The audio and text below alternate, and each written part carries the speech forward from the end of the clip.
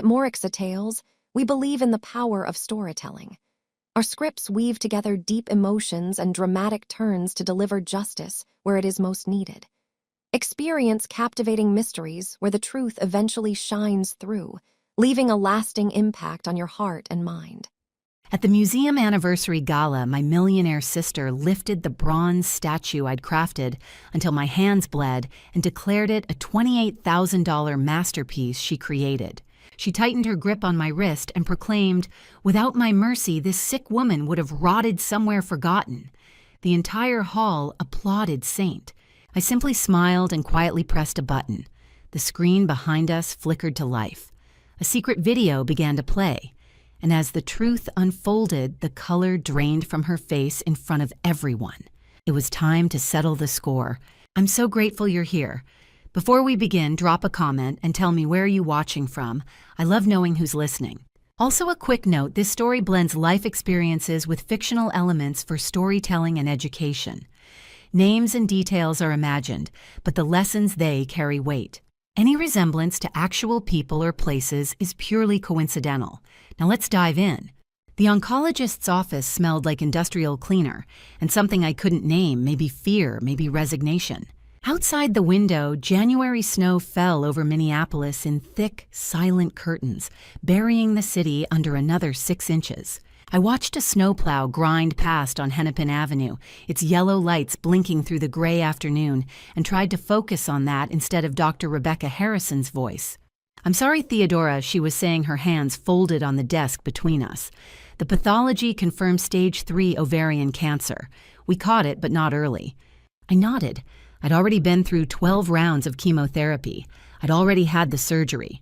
My hair had fallen out in clumps in a hospital shower, and I'd watched my savings account bleed out almost as fast. The numbers, doctor.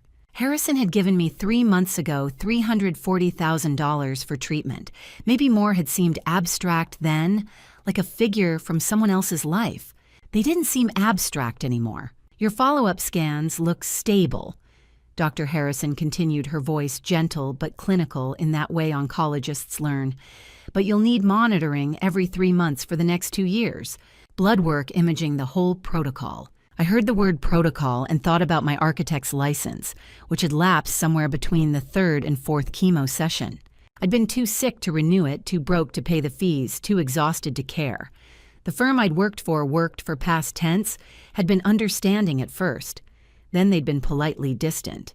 Then they'd stopped calling altogether. "I understand," I said, though I wasn't sure I did. Everything felt like it was happening through a pane of frosted glass. Dr. Harrison handed me a folder thick with papers, prescription refills, appointment schedules, a photocopied list of support groups I knew I'd never call. "Do you have someone at home, family, a partner?" I thought about my ex-husband who'd left 2 years before the diagnosis, and my empty condo in Uptown which the bank had foreclosed on last month. "Not really." Her expression softened. "Theodora, you've been through hell. You need rest. You need support." I nodded again and left before she could say anything else kind. Kindness made it harder. 3 days later, my phone rang. I almost didn't answer.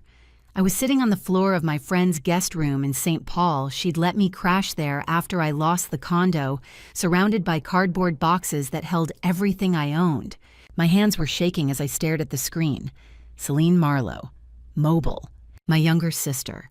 We hadn't spoken in 8 months, maybe longer. Thea. Her voice was warm, bright, unmistakably Southern. She'd moved to Charleston 5 years ago and never looked back. "Oh my God, I just heard. Why didn't you tell me?" I didn't have an answer for that. Celine and I had never been close, not really. 10 years apart, different lives, different worlds. She'd always been the charming one, the one who made everything look easy. "I'm okay," I said, which was a lie. "You're not okay." Her voice turned firm. "Listen, come home. Charleston's beautiful this time of year, and you need family. I've got space, plenty of it. You can stay as long as you need." "Celine, I can't just—" "Yes, you can." I could hear traffic in the background, the distant sound of a horn. She was probably walking down King Street, phone pressed to her ear, already planning. That was Celine, always moving, always performing. She had over 300,000 Instagram followers who watched her curate her life like a gallery exhibit. I mean it, Thea. You're my sister. Let me help. I looked around the guest room, at the boxes, at the stack of medical bills I couldn't pay, at the email from the bankruptcy attorney I'd been avoiding for 3 days.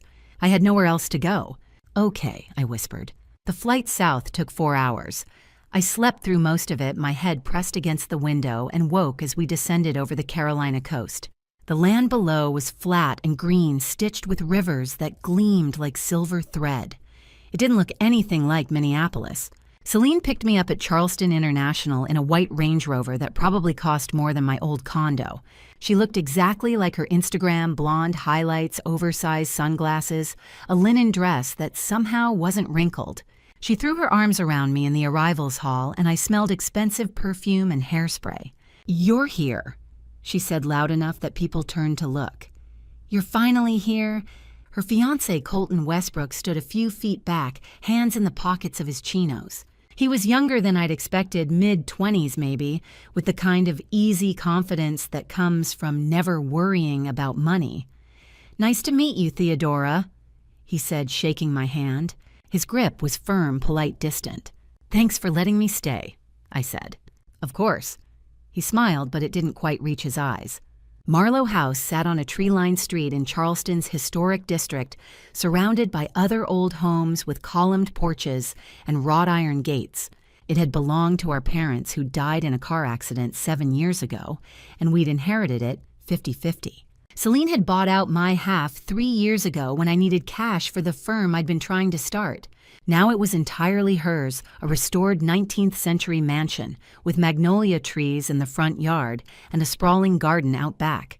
"You'll stay in the carriage house," Celine said as we pulled into the driveway. She gestured toward a smaller building behind the main house, a 2-story structure with tall windows and old wooden beams. "It's private quiet. I just had it renovated." It was beautiful in a shabby chic way. Whitewashed walls, exposed rafters, a kitchenette in one corner. The windows overlooked the garden, and beyond that, the glowing lights of the main house. I set down my single suitcase and tried to feel grateful. Celine stood in the doorway, backlit by the porch light. "You're safe now," she said, and hugged me again. That first night, I lay awake in the unfamiliar bed and listened to the sounds of Charleston's cicadas, distant traffic, the faint hum of the air conditioner. Through the window, I could see the main house, its windows bright, and I heard laughter, Celine's probably, and Colton's lower voice. I told myself it was temporary, just until I got back on my feet, just until I figured out what came next. I had no idea how long temporary would last. By March, the list had grown to fill an entire page, single-spaced 11-point font, the kind of document you'd get from a landlord, not a sister. 5 bedrooms to vacuum and dust, 3 bathrooms to scrub laundry every other day, meal prep for breakfast and lunch dinner, assistance most evenings, water the indoor plants and the patio garden, wipe down all surfaces, fold and put away, tidy and straighten. The tasks bled into one another until I lost track of what I'd done and what still needed doing. I worked 6 hours a day, then 7, then 8. My shoulders ached from lifting mattresses to change sheets. My knees were bruised from kneeling on tile. I developed blisters on my palms that broke and bled and hardened into calluses. Each morning I woke at 6 and started. Each night I collapsed into bed and stared at the ceiling, too tired to even think about what my life had become. The day of my oncology follow-up, I was ready by noon. I'd marked the appointment on the calendar Celine had hung in the carriage house, circled it in red. 3-month post-treatment check. Blood work, imaging, the whole protocol. I couldn't miss it. I stood by the door with my purse and a notebook where I'd been tracking my appointments, watching the driveway. I'd learned to keep my own records after the first missed appointment dates, symptoms, questions for Dr. Harrison, even though Celine kept all the official documents locked in her office. Celine was supposed to pick me up at 12:15. 12:30 came and went, then 12:45. At 1 o'clock, her car finally pulled in. She got out, phone pressed to her ear, and waved at me like nothing was wrong. "Oh my God, I'm so sorry," she said when she hung up, her voice bright and rushed. I completely lost track of time. There was this disaster with the florist. "Celine, the appointment was at 1. My voice came out flat. "It's 1:15 now. Can you just call and reschedule?" She checked her phone. I have a cake tasting in 20 minutes, and if I miss it, they'll give our slot away. I stared at her. This is my cancer follow-up. I know, and I'm sorry, Thea. I really am. She touched my arm, her expression contrite. But it's just a checkup, right? You're fine. You can go next week. She got back in the car before I could answer. I called the oncology department from the carriage house, my hands shaking. The receptionist's tone was clipped annoyed. We'll have to reschedule. Next available is April 12th. That's 5 weeks away, I said. Yes, ma'am, that's the earliest we have. I hung up and sat on the bed, still holding my purse, and felt something crack inside me. Not anger, not even sadness. Just a hollow understanding that I was not a priority. That my health, my body, the cancer that had nearly killed me, it all mattered less than cake samples and flower arrangements. That night I checked my bank account. $847. I hadn't looked in weeks, afraid of what I'd find, but I needed to know. I opened a new tab and searched Rent Charleston Historic District. The numbers that came back made my stomach drop. One bedroom started at $1,400 a month. Studios were $1,200 if you were lucky, and that was just rent. First month, last month security deposit, I'd need at least $4,000 just to move in somewhere. I had $847. I scrolled through my email and found the collection notices I'd been ignoring. Medical bills, thousands of them, all overdue, all threatening legal action. My credit score had tanked. No landlord would take me, even if I had the money. I was trapped. Completely, utterly trapped. I closed the laptop and sat in the dark, listening to the sounds of the main house. Celine's laughter, the clink of glasses music drifting through the garden. They were having people over. I hadn't been invited. I started sculpting that night. I didn't have proper materials, not really, just the polymer clay I'd bought weeks ago, and some tools I'd improvised from kitchen utensils. But I cleared the kitchenette table and set to work, my hands moving almost of their own accord. I made small figures, abstract forms, 3 or 4 inches tall bodies in motion or stillness. I wasn't sure which. The clay was cool and smooth under my fingers, yielding to pressure, responding to heat. I worked one piece into a figure curled inward protective, another reaching upward open.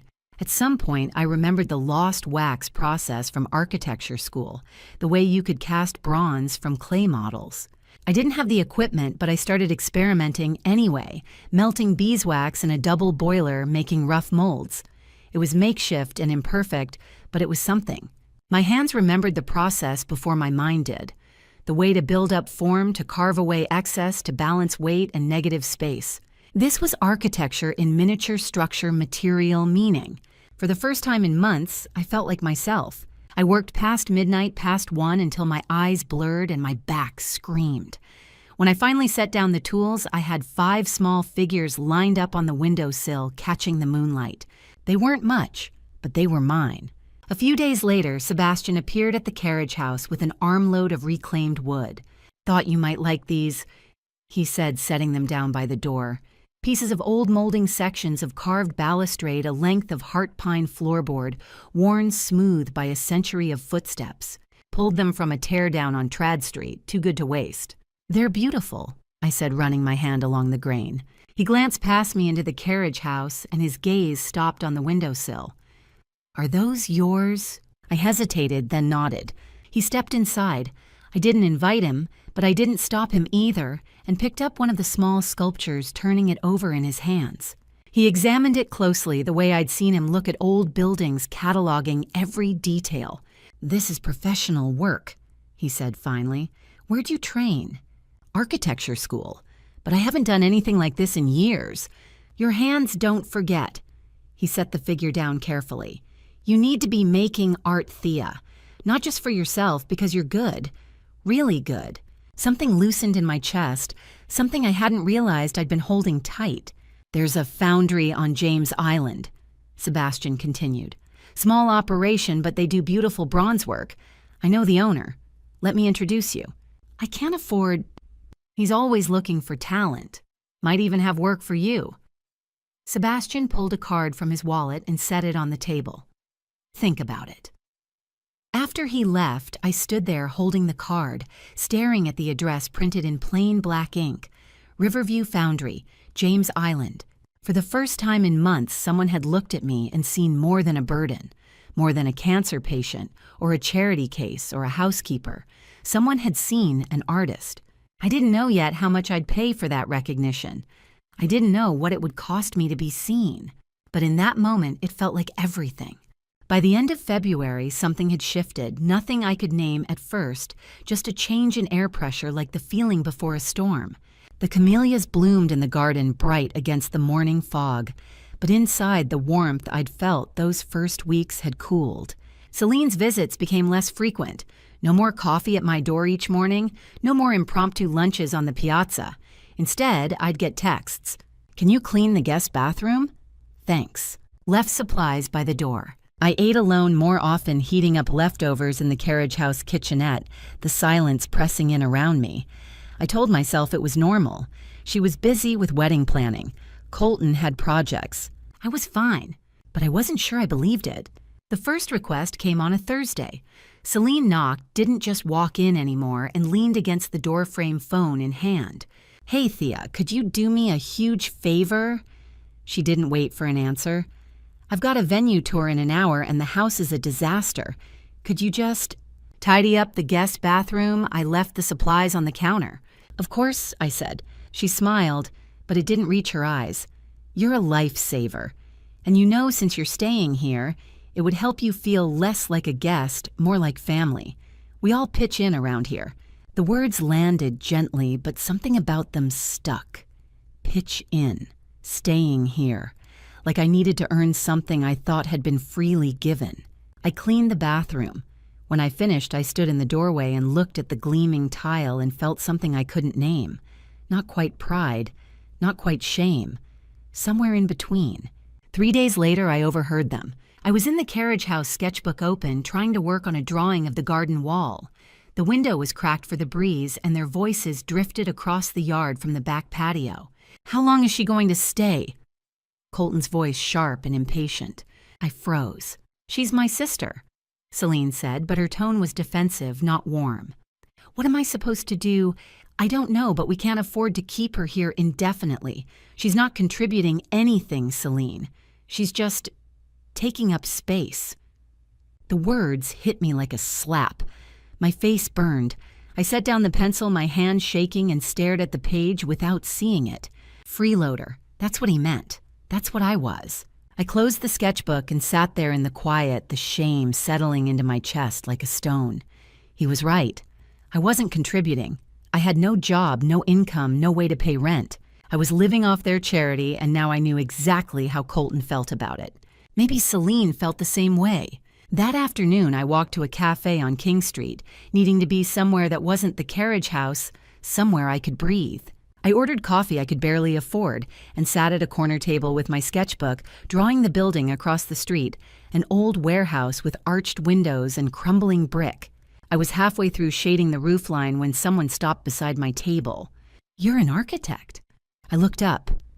A man stood there, early 40s, maybe tall and lean, graying at the temples. He wore a flannel shirt with the sleeves rolled up and carried a leather messenger bag. His eyes were kind. I said. "May I?" He gestured to the chair across from me.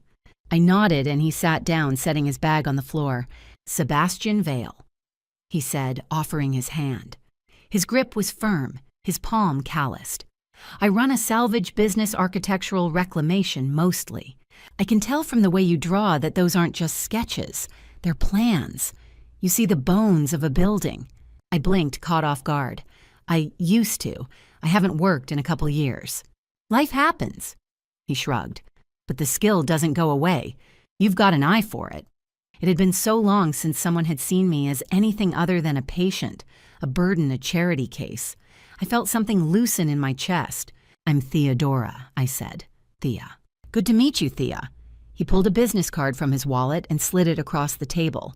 Simple cream cardstock, Vale Salvage and Design. "If you ever want to talk shop or if you need work, give me a call. I'm always looking for people who understand old buildings." I took the card, running my thumb along the edge. "Thank you. I mean it." He stood slinging his bag over his shoulder. "Charleston needs more people who care about what came before. Don't lose that."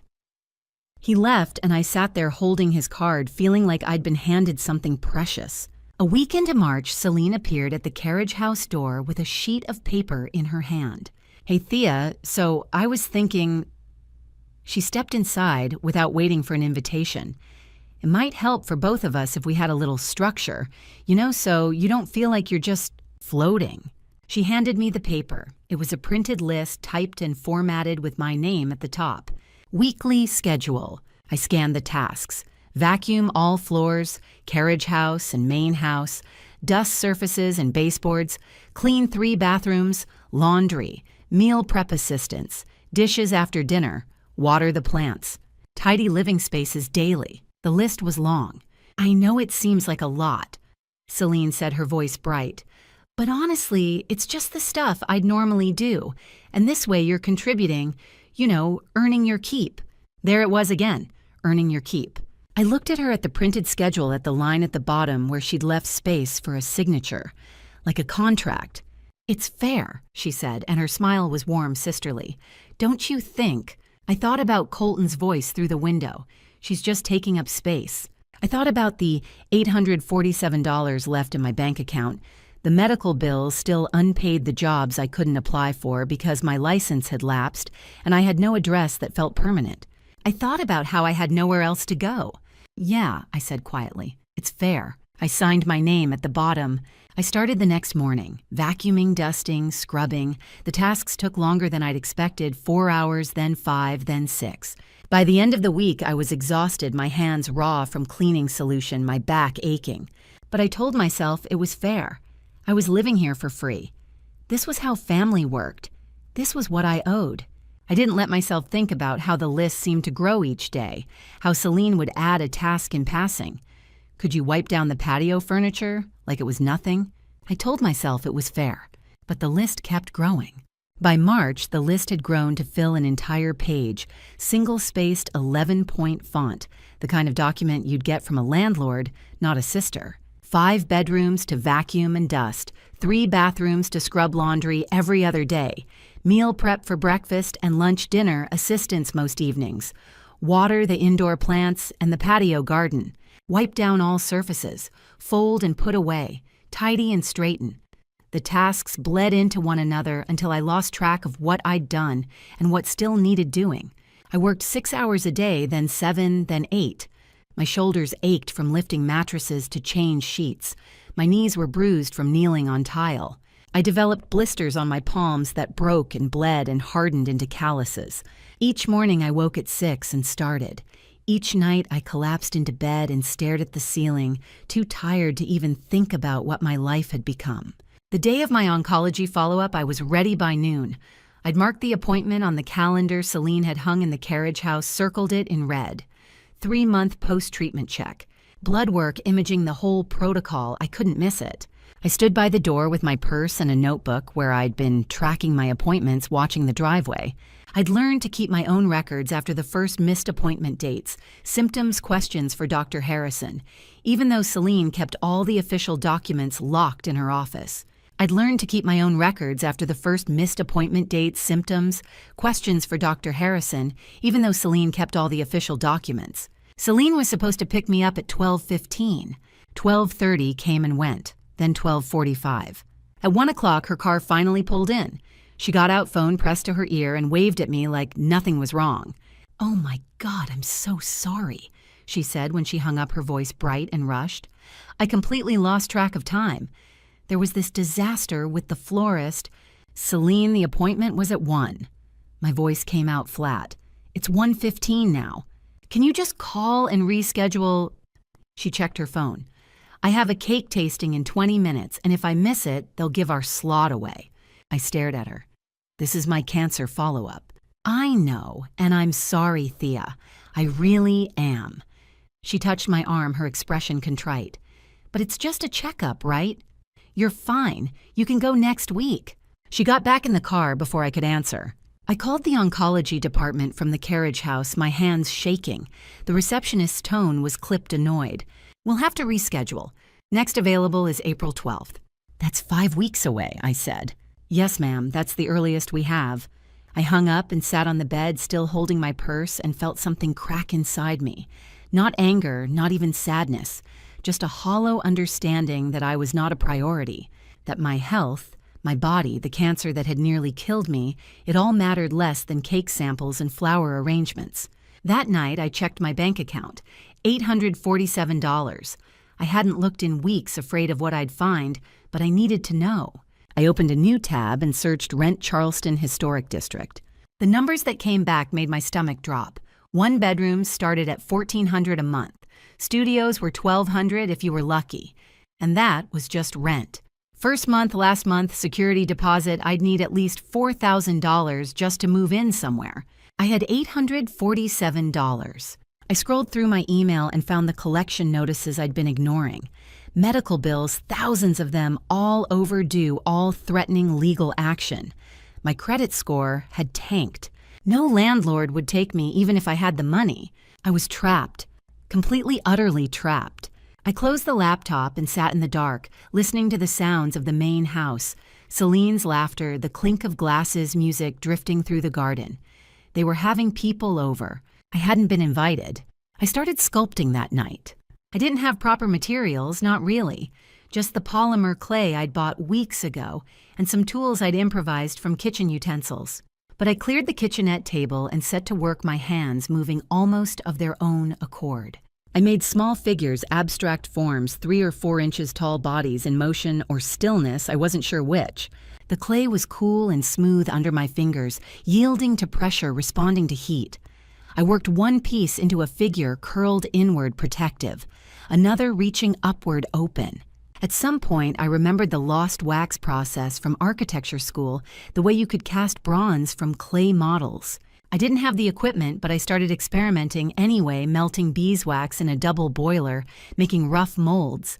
It was makeshift and imperfect, but it was something. My hands remembered the process before my mind did, the way to build up form, to carve away excess, to balance weight and negative space. This was architecture in miniature structure material meaning. For the first time in months, I felt like myself. I worked past midnight, past 1, until my eyes blurred and my back screamed. When I finally set down the tools, I had 5 small figures lined up on the windowsill, catching the moonlight. They weren't much, but they were mine. A few days later, Sebastian appeared at the carriage house with an armload of reclaimed wood. "Thought you might like these," he said, setting them down by the door. Pieces of old molding sections of carved balustrade, a length of heart pine floorboard, worn smooth by a century of footsteps. Pulled them from a tear-down on Trad Street. Too good to waste. "They're beautiful," I said, running my hand along the grain. He glanced past me into the carriage house, and his gaze stopped on the windowsill. "Are those yours?" I hesitated, then nodded. He stepped inside. I didn't invite him, but I didn't stop him either, and picked up one of the small sculptures, turning it over in his hands. He examined it closely, the way I'd seen him look at old buildings, cataloging every detail. "This is professional work," he said finally. "Where'd you train?"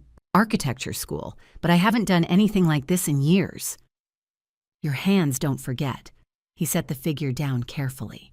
"You need to be making art, Thea. Not just for yourself, because you're good. Really good." Something loosened in my chest, something I hadn't realized I'd been holding tight. "There's a foundry on James Island," Sebastian continued. "Small operation, but they do beautiful bronze work. I know the owner. Let me introduce you. I can't afford... He's always looking for talent. Might even have work for you." Sebastian pulled a card from his wallet and set it on the table. "Think about it." After he left, I stood there holding the card, staring at the address printed in plain black ink. Riverview Foundry, James Island. For the first time in months, someone had looked at me and seen more than a burden, more than a cancer patient or a charity case or a housekeeper. Someone had seen an artist. I didn't know yet how much I'd pay for that recognition. I didn't know what it would cost me to be seen. But in that moment, it felt like everything. Spring turned to summer, and I kept sculpting. Each night after the chores were done, after the vacuuming and the dishes, after Celine's dinner parties and Colton's complaints about the baseboards, I'd retreat to the carriage house and work until 2, sometimes 3 in the morning. The kitchenette became my studio. I'd clear the table, lay out. My tools turn on the radio low enough that no one in the main house would hear, and let my hands remember what they knew. I made small figures, abstract forms that felt more honest than anything I could name. Bodies in motion, or stillness, or something in between. I signed each one Vesper Evening Star, the brightest light at dusk, and told myself it was just a name, not a prayer. In early May, Sebastian drove me to the foundry he'd mentioned. It was a small operation on James Island tucked behind a warehouse near the marsh, the kind of place you'd miss if you didn't know to look. Inside, the air shimmered with heat. Molds lined the walls, and a crucible glowed orange in the corner, molten bronze pooling like liquid light. The owner, a man in his 60s with forearms like iron, examined the clay models I'd brought. "Nice lines," he said. "Clean work." Over the next 2 weeks, we cast 6 pieces. I watched the bronze pour, watched the molds cool and crack open to reveal the sculptures inside dark metal, smooth and permanent. Sebastian stood beside me the whole time, arms crossed, grinning like a proud parent. "These are gallery-quality Thea," he said as we loaded them into his truck. "You should be selling them." "I don't know how." "Online. There are platforms for this. People buy handmade work all the time." I thought about the $847 in my bank account, the medical bills and collections, the growing certainty that I'd never leave this place. "Okay," I said, "I'll try." The first sale came 2 weeks later. I'd listed one of the sculptures on an online marketplace, anonymous, just the signature Vesper, and a brief description, handmade bronze abstract form, 8 inches. I took photos in the carriage house, natural light through the windows, and set the price at $800 because I had no idea what else to charge. 3 days later, I got an email. "This piece is stunning, exactly what I've been looking for.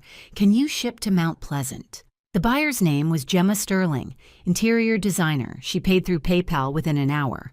I sat on the bed staring at the notification, "You've received $800, and cried.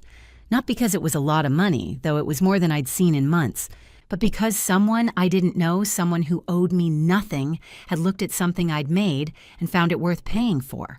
The money was real. The work was mine. Over the next 4 weeks, I sold 2 more pieces. A collector in Charleston paid $950 for a figure I'd modeled after a dancer, all limbs and open space. Someone in Savannah bought another for $100. By mid-June, my PayPal balance had grown to $2,850, the first money I'd earned in 2 years. It wasn't enough to leave. Not yet. But it was something. A tether to the life I used to have, the person I used to be. I started dreaming about studios, about foundries of my own, about mornings that didn't begin with someone else's to-do list. I let myself imagine a version of the future that didn't involve scrubbing bathrooms or counting pennies or wondering if I'd ever stop feeling like dead weight. For the first time since the diagnosis, I felt something close to hope. Then Celine walked in. It was mid-afternoon, a rare moment when I wasn't cleaning or cooking or running errands. I was working on a new piece at the kitchenette table, my hands smoothing the clay, 3 finished sculptures lined up beside me, waiting to be cast. I didn't hear her come in. She had a key, of course, and she'd never been good about knocking. I just looked up, and there she was, standing in the doorway, eyes fixed on the table. "Oh my God, Thea!" She stepped closer, picking up one of the sculptures. "Did you make these?" My chest tightened. "Yeah." She turned it over in her hands, examining the signature on the base, the curve of the form. Her expression shifted something bright and sharp, like a light turning on. "These are beautiful," she said. "Are you selling them?" I hesitated. "A few, online." "How much?" $800, $1,000, it depends. Her eyes widened. "Seriously, people are paying that." "Some people." She set the sculpture down carefully, like it was fragile, and looked at me. Her smile was warm, sisterly, the way it used to be before the chore lists and the missed appointments. "Thea, this is amazing. You're so talented, and you're just what hiding it in here. You should be showing these off." She pulled out her phone, scrolling. "I have 350,000 followers now. If I posted about this, you'd have more buyers than you'd know what to do with." "Celine, I don't." "Let me help you," she said, and her voice was so earnest, so genuine. "You're my sister. This is what family does. I could sell these for you, promote them, handle all the logistics. You just keep making the art." I wanted to say no. Some part of me, the part that had overheard Colton in the garden, that had waited by the door with my purse while Celine forgot my appointment, wanted to say, I'll do this on my own. But I was so tired. Bone tired, soul tired, the kind of tired that made everything feel impossible. And she sounded so sincere. Okay, I said quietly. If you really think it would help. She hugged me quick and tight. You won't regret this, Thea, I promise. I should have said no. I should have remembered the chore list that kept growing, the texts that replaced morning coffee, the cake tasting that mattered more than my cancer checkup. I should have seen the way her eyes lingered on the sculptures, the way she smiled when I told her how much people were paying. But I was so tired and she sounded so sincere. I didn't know yet that sincerity was just another word for performance. That help could be a trap dressed up as kindness. I didn't know yet, but I would. A week later, Celine presented her plan. She invited me into her home office, a room I'd never entered before, all white built-ins and a desk that probably cost more than my old car. Her laptop was open to a spreadsheet, numbers color-coded and precise. She gestured to the chair across from her and handed me a coffee in a mug that matched the decor. I've been thinking about how we can really maximize this, she said, clicking through tabs. Instagram analytics, competitor pages, a list of Charleston galleries and their commission rates. You're sitting on something incredible, Thea, but if you keep selling one piece at a time on some random marketplace, you're leaving money on the table. She turned the laptop toward me. A mock-up post, one of my sculptures against a white background, professional lighting caption, written in her breathy influencer voice. Introducing Vesper, a local sculptor creating museum-quality bronze work right here in Charleston.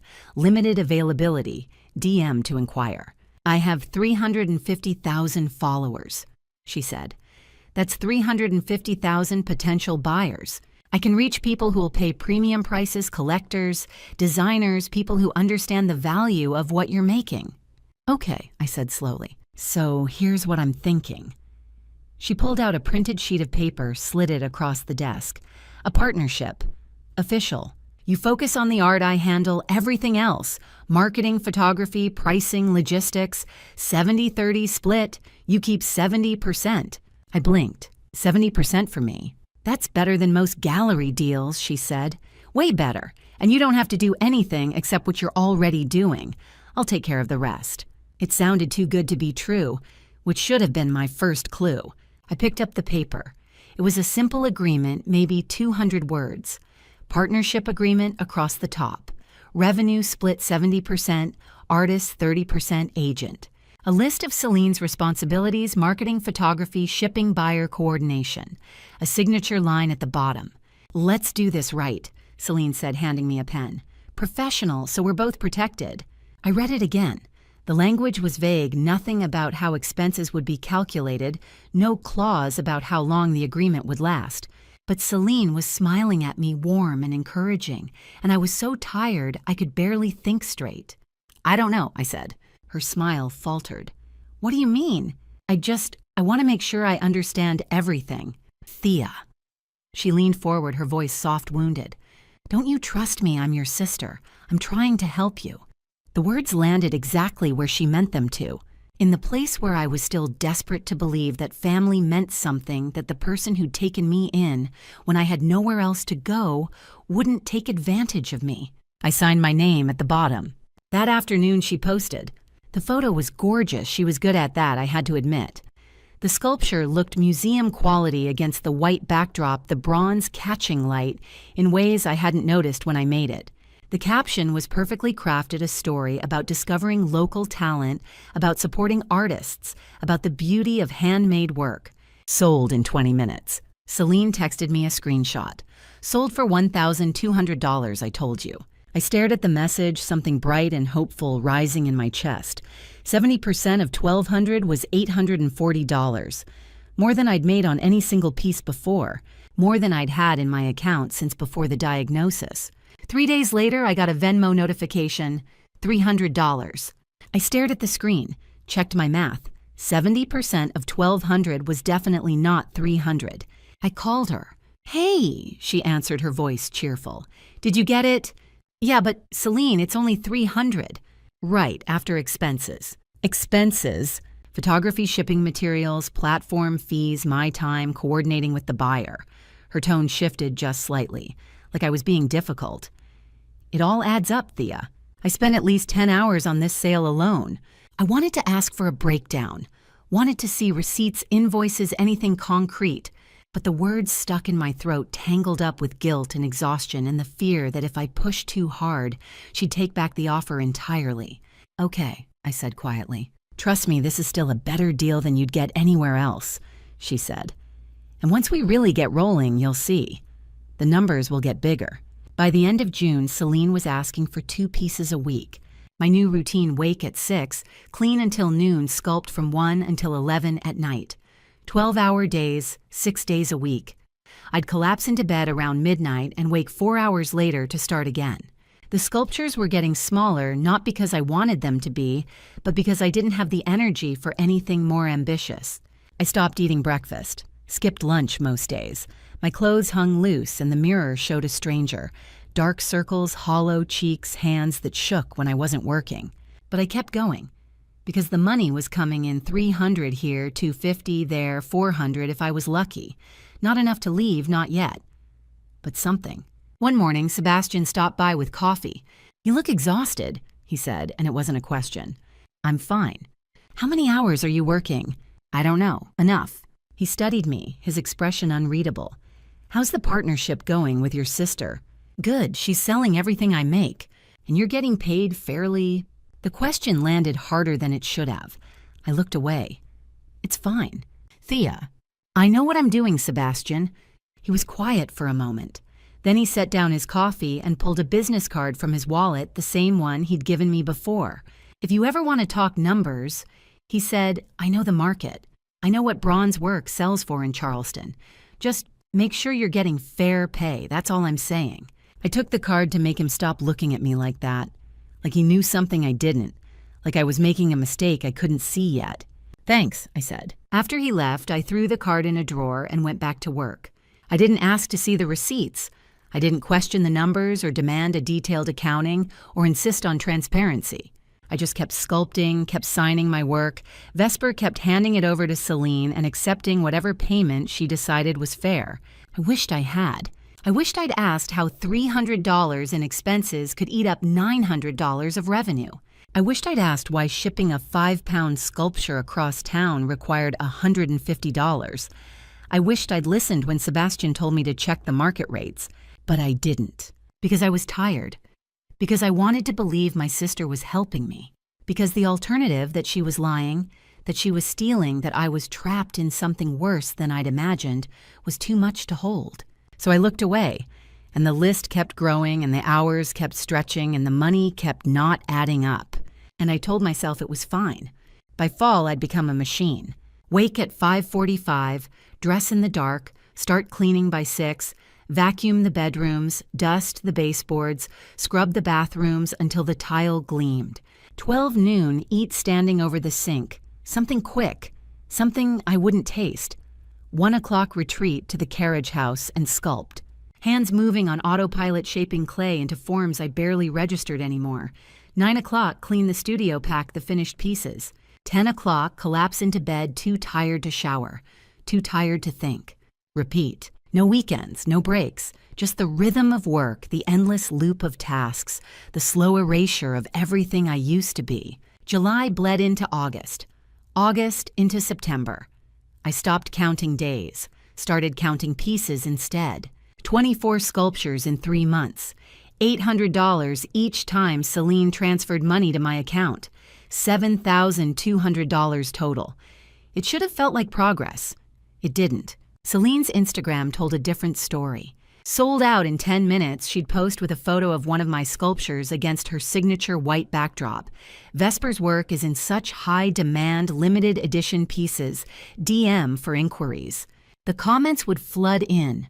How much were they? Can I get on the wait list? She never answered the price question publicly. I'd see the posts and feel a strange disconnect, like I was watching someone else's life. The sculptures looked beautiful in her photos, professional, valuable, worth collecting. I told myself that's what the $300 payments reflected, the market rate minus her expenses. I didn't ask for proof, didn't check comparable sales. Didn't do anything except keep working and hope the number in my account would eventually be enough. It never was. By the end of August, I'd lost 12 pounds. I noticed when my jeans wouldn't stay up when I had to cinch my belt to the last hole, and it still felt loose. In the bathroom mirror, my face looked gaunt, all sharp angles and shadows. My hair was thinning, stress maybe, or malnutrition, or both. I'd find strands on my pillow each morning more than I wanted to count. There were other signs. A persistent dry cough that wouldn't go away. Hands that trembled when I wasn't working clay. A dizziness that hit me when I stood up too fast, like my body was running on reserves that had long since emptied. I was supposed to have follow-up appointments every 3 months. Blood work imaging the standard post-cancer protocol. But in July, Celine forgot to pick me up. In August, her car broke down, or so she said, and by the time I thought to call an Uber, she told me not to waste the money, that she'd take me next week. She didn't. Both appointments got rescheduled to November, 4 months without monitoring. 4 months of wondering if the cancer was coming back, if the exhaustion and weight loss were just overwork or something worse. But I had no way to get to the hospital on my own, and Celine always had a reason why today wasn't a good day. So I waited and worked and tried not to think about what might be growing inside me while I wasn't looking. Isolation crept in slowly, then all at once. My phone was always dead, not because I forgot to charge it, but because I never had time. When I finally plugged it in days later, I'd see messages I'd missed. 3 texts from Sebastian spaced out over 2 weeks. "You okay? Haven't heard from you." "Thea, I'm worried. Call me." "If you need anything, I'm here." I meant to reply. I'd start typing and then realize I didn't have the energy to explain, didn't have words for what my life had become. So I'd set the phone down and tell myself I'd respond tomorrow. Tomorrow never came. My friends in Minneapolis had stopped reaching out months ago. I didn't blame them. I'd gone silent, first too sick, and then too broke, and then too busy to maintain the illusion that I was okay. Now I had no one. Just Celine's texts asking when the next pieces would be ready, and Colton's voice drifting through the garden and the endless silence of the carriage house at night. Colton's comments started in late August. At first they were offhand, almost jokes. We were having dinner. Celine had insisted I join them, probably for appearances, and he gestured at me with his fork. "Finally earning your keep, huh?" He grinned like it was funny. I didn't say anything, just looked down at my plate. A week later, they had guests over. I was serving drinks, another task that had somehow become mine, and I heard Colton from the living room, his voice loud and easy. "My fiancé's sister is our live-in help," he said, and everyone laughed. "She's an artist too, keeps her busy." Live-in help. Like I was staff. Like I wasn't family, wasn't a person, wasn't someone who'd once had a career and a life and a name that mattered. By September, he'd stopped pretending it was a joke. "You missed a spot," he said one morning, pointing at a section of floor I'd just mopped. The floor was spotless. We both knew it. I went back and mopped it again. Later, I heard him talking to Celine in the garden, their voices carrying through the open window. "How long till we can sell the carriage house?" he asked. "Soon," Celine said, "once she's stable enough to move out." I stood there in the kitchen sponge in my hand and felt something crack inside me. Not surprise, just the slow, cold realization that this had always been the plan. That temporary had never meant what I thought it meant. By the end of September, I had $1,100 in my account. $7,200 earned minus $500 a month automatically garnished for medical collections, minus the $100 here and there for necessities I couldn't avoid. $1,100. Not enough for first, last, and deposit. Not enough to escape. I'd been working 14-hour days for 3 months, and I was further from freedom than I'd been in June. The math didn't make sense, but I was too tired to figure out why. I told myself it was temporary, just until I saved enough. Just until I found a way out, just until something changed. But the number never seemed to grow, and somewhere deep down in the part of myself I tried not to listen to, I started to suspect it never would. In October, everything I thought I knew began to crack. Celine called me in the middle of cleaning the guest bathrooms, her voice bright and breathless in a way I hadn't heard in months. "Thea, I have amazing news. I just got off the phone with a client, an interior designer from Mount Pleasant. She wants a custom piece, a big one, and she has a serious budget." I set down the scrub brush, my heart suddenly pounding. How much? $15,000. The number didn't seem real. I'd never made that kind of money on a single piece. Never even imagined it. Are you serious? Dead serious. She saw one of your sculptures at a client's house and fell in love. This is it, Thea. This is your big break. I believed her. God help me, I believed her. For 3 weeks, I worked on nothing else. The commission was for an 18-inch figure, the largest I'd ever attempted. I designed her as a woman emerging from water, head tilted back arms, rising the bronze, capturing the moment of surfacing. Water streamed down her body in textured rivulets. Her hair flowed behind her like seaweed. Her face was peaceful, eyes closed, as if she'd been underwater so long she'd forgotten what air felt like. I worked 16-hour days. The October weather had finally cooled, and I sculpted with the carriage house windows open, letting the breeze carry away the heat from the wax melting on the stove. Every curve, every detail, every line had to be perfect. This wasn't just a sculpture. It was proof that I was still an artist, still capable, still worth something. I poured everything I had into her. My skill, my heart, the parts of myself I'd thought were lost. When I signed the base Vesper, my hand didn't shake. This was what I was made to do. On a Friday in late October, Celine arrived with a photographer. "This is incredible, Thea," she said, circling the finished piece. The photographer snapped photos from every angle, the camera shutter clicking in rapid bursts. "This is your masterpiece." "You really think so?" "I know so." She wrapped the sculpture carefully in foam and bubble wrap, securing it in a wooden crate she'd brought. "I'll have the payment to you by next Friday. The client is going to love this." I watched her carry it to her car, and for a moment I felt like I was watching my daughter leave for college. Proud, terrified, hopeful. Friday came, no payment. I texted Celine that evening, "Hey, just checking on the payment. Processing should hit your account Monday." Monday, nothing. I called. She didn't answer. I texted again. "Client is being slow with the payment processing. I'm on it." By the following Monday, 2 full weeks after the handoff, I was starting to panic. $15,000. 70% of that was over $10,000. Enough for first, last, and deposit. Enough to leave. Then my phone buzzed. Venmo notification. $400. I stared at the screen until the numbers blurred. $400. Not $10,000. Not even $1,000. $400. I called her immediately. "Hey," Celine answered, her voice cheerful. "Did you get it?" "I got $400. "Right, after expenses." "Celine, the budget was $15,000. "I know, and expenses were higher than I expected." She sighed like I was being difficult. "Let me break it down for you. Professional photography session, $800. Premium shipping with insurance, $500. The gallery introduction fee alone was $2,000. Then there's the marketing campaign I ran, about $1,500. Platform fees were 20%, so that's another $3,000. Plus materials consultation, about $400.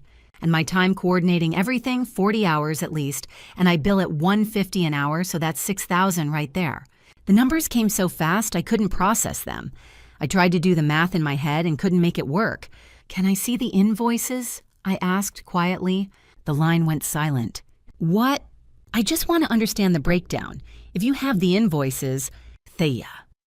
Her voice changed, went cold and sharp in a way that made my stomach drop. "You wouldn't have any sales without me. Do you understand that? Not one. I'm the one with the platform, the connections, the audience. I spend hours every week promoting your work, coordinating with buyers, managing logistics. And this is the thanks I get. You questioning me. I didn't mean, maybe I should just stop helping you all together. See how far you get on your own. No, I'm sorry. I didn't mean to. I'm doing this for you, Thea." Her voice softened, wounded now. "I thought you'd be grateful." I'm grateful. I'm sorry." After I hung up, I sat on the bed and stared at my phone. My hands were shaking. The Venmo notification was still on the screen, $400. The math didn't work. I knew it didn't work, but I was too afraid to push back, too afraid she'd cut me off entirely, too afraid to admit what I was starting to suspect. So I told myself maybe I was being unreasonable, Maybe I didn't understand how the art world worked. Maybe the expenses really were that high. Maybe I was just ungrateful. I didn't know then that Gemma Sterling had paid $22,500 for that sculpture. I didn't know that Celine had kept $22,100. I didn't know the professional photography session was 20 minutes with her iPhone, or that the gallery introduction fee was a single Instagram DM, or that the premium shipping cost $15 and a short drive to Mount Pleasant. I didn't know my sister had looked at my masterpiece, the piece I'd poured my heart into the work that proved I was still an artist, and seen nothing but an opportunity to steal from me. I didn't know any of that. But I was starting to suspect something was very, very wrong. 2 weeks later, I knew something was wrong. The pain started low in my abdomen, a dull, constant ache that wouldn't ease no matter how I positioned myself. At night, I'd wake up soaked in sweat, the sheets clinging to my skin, my heart racing like I'd been running. And the exhaustion, it wasn't the tiredness of too much work anymore. It was deeper, heavier, the kind of fatigue that made my bones feel like lead. I recognized these symptoms. I'd had them before 2 years ago, right before the diagnosis. I called Dr. Harrison's office from the carriage house, phone pressed to my ear, trying to keep my voice steady. "I'm having symptoms again," I told the receptionist. "Abdominal pain, night sweats. I need to be seen as soon as possible." "Let me check the schedule." A pause, keyboard clicking. "We can get you in on October 28th, 2 o'clock. 5 days. I could wait 5 days. "Thank you," I said, and felt something loosen in my chest. 5 days, and I'd know. 5 days, and I could stop wondering if the cancer was back. The day before my appointment, I went looking for my insurance card. Celine kept it in her home office along with my other important documents for safekeeping, she'd said when I first moved in. I knocked on her door and she looked up from her laptop, surprised. "I need my insurance card," I said. "My appointment's tomorrow." "Oh, right. I think I saw it in one of the drawers. Let me look." She opened the desk, shuffling through papers, her brow furrowed. Minutes passed, then 10 minutes, then 20. "I can't find it anywhere," she said, finally looking at me with something that might have been concern. "Are you sure you didn't take it out?" "No, it was here. You said you were keeping it safe." "I know, but I can't find it now. Maybe it's in the other office or upstairs." She glanced at her phone. "I have to run to a vendor meeting. I'll look when I get back, okay?" Hours later, she came back empty-handed. "I'm sorry, Thea. I've looked everywhere. You might need to call the insurance company and get a replacement." Replacement cards took weeks, and without the card, the appointment would cost hundreds of dollars I didn't have.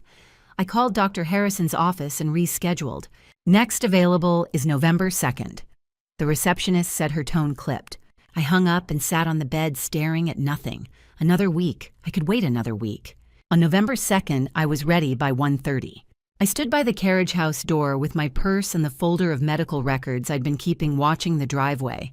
Celine had promised to pick me up at 1:45. The appointment was at 2. If we left on time, we'd make it. 1:45 came and went. I texted her, "On your way." No response. At 2:15, her car finally pulled into the driveway. She got out, flustered hair disheveled. "I'm so sorry the car wouldn't start. I had to get someone to jump it, and then there was traffic. Celine, the appointment was at 2. I know, I'm sorry.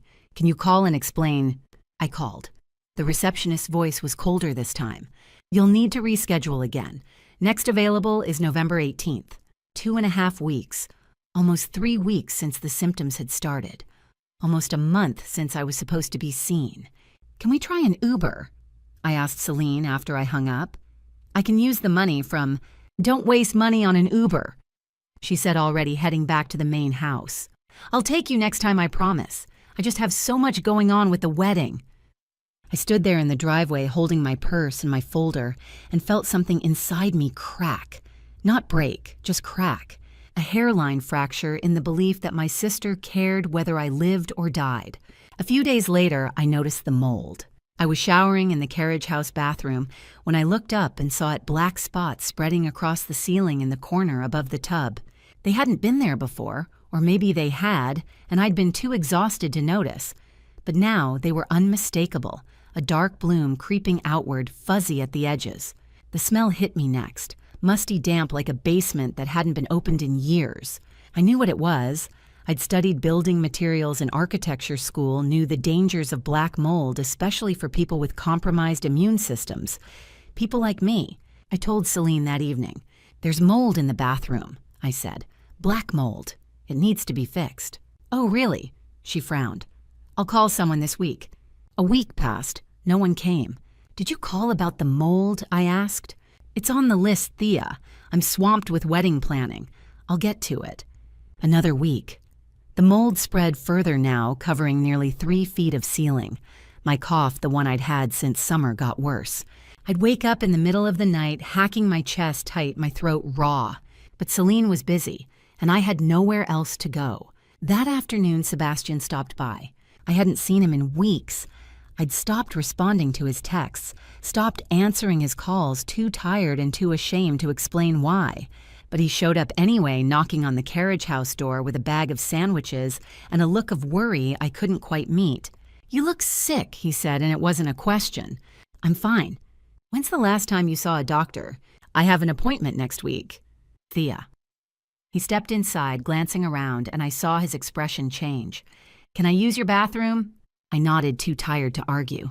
He was gone less than a minute. When he came back, his face was pale. "You can't live with this," he said. "That's black mold, Thea. It's dangerous, especially for someone with your medical history."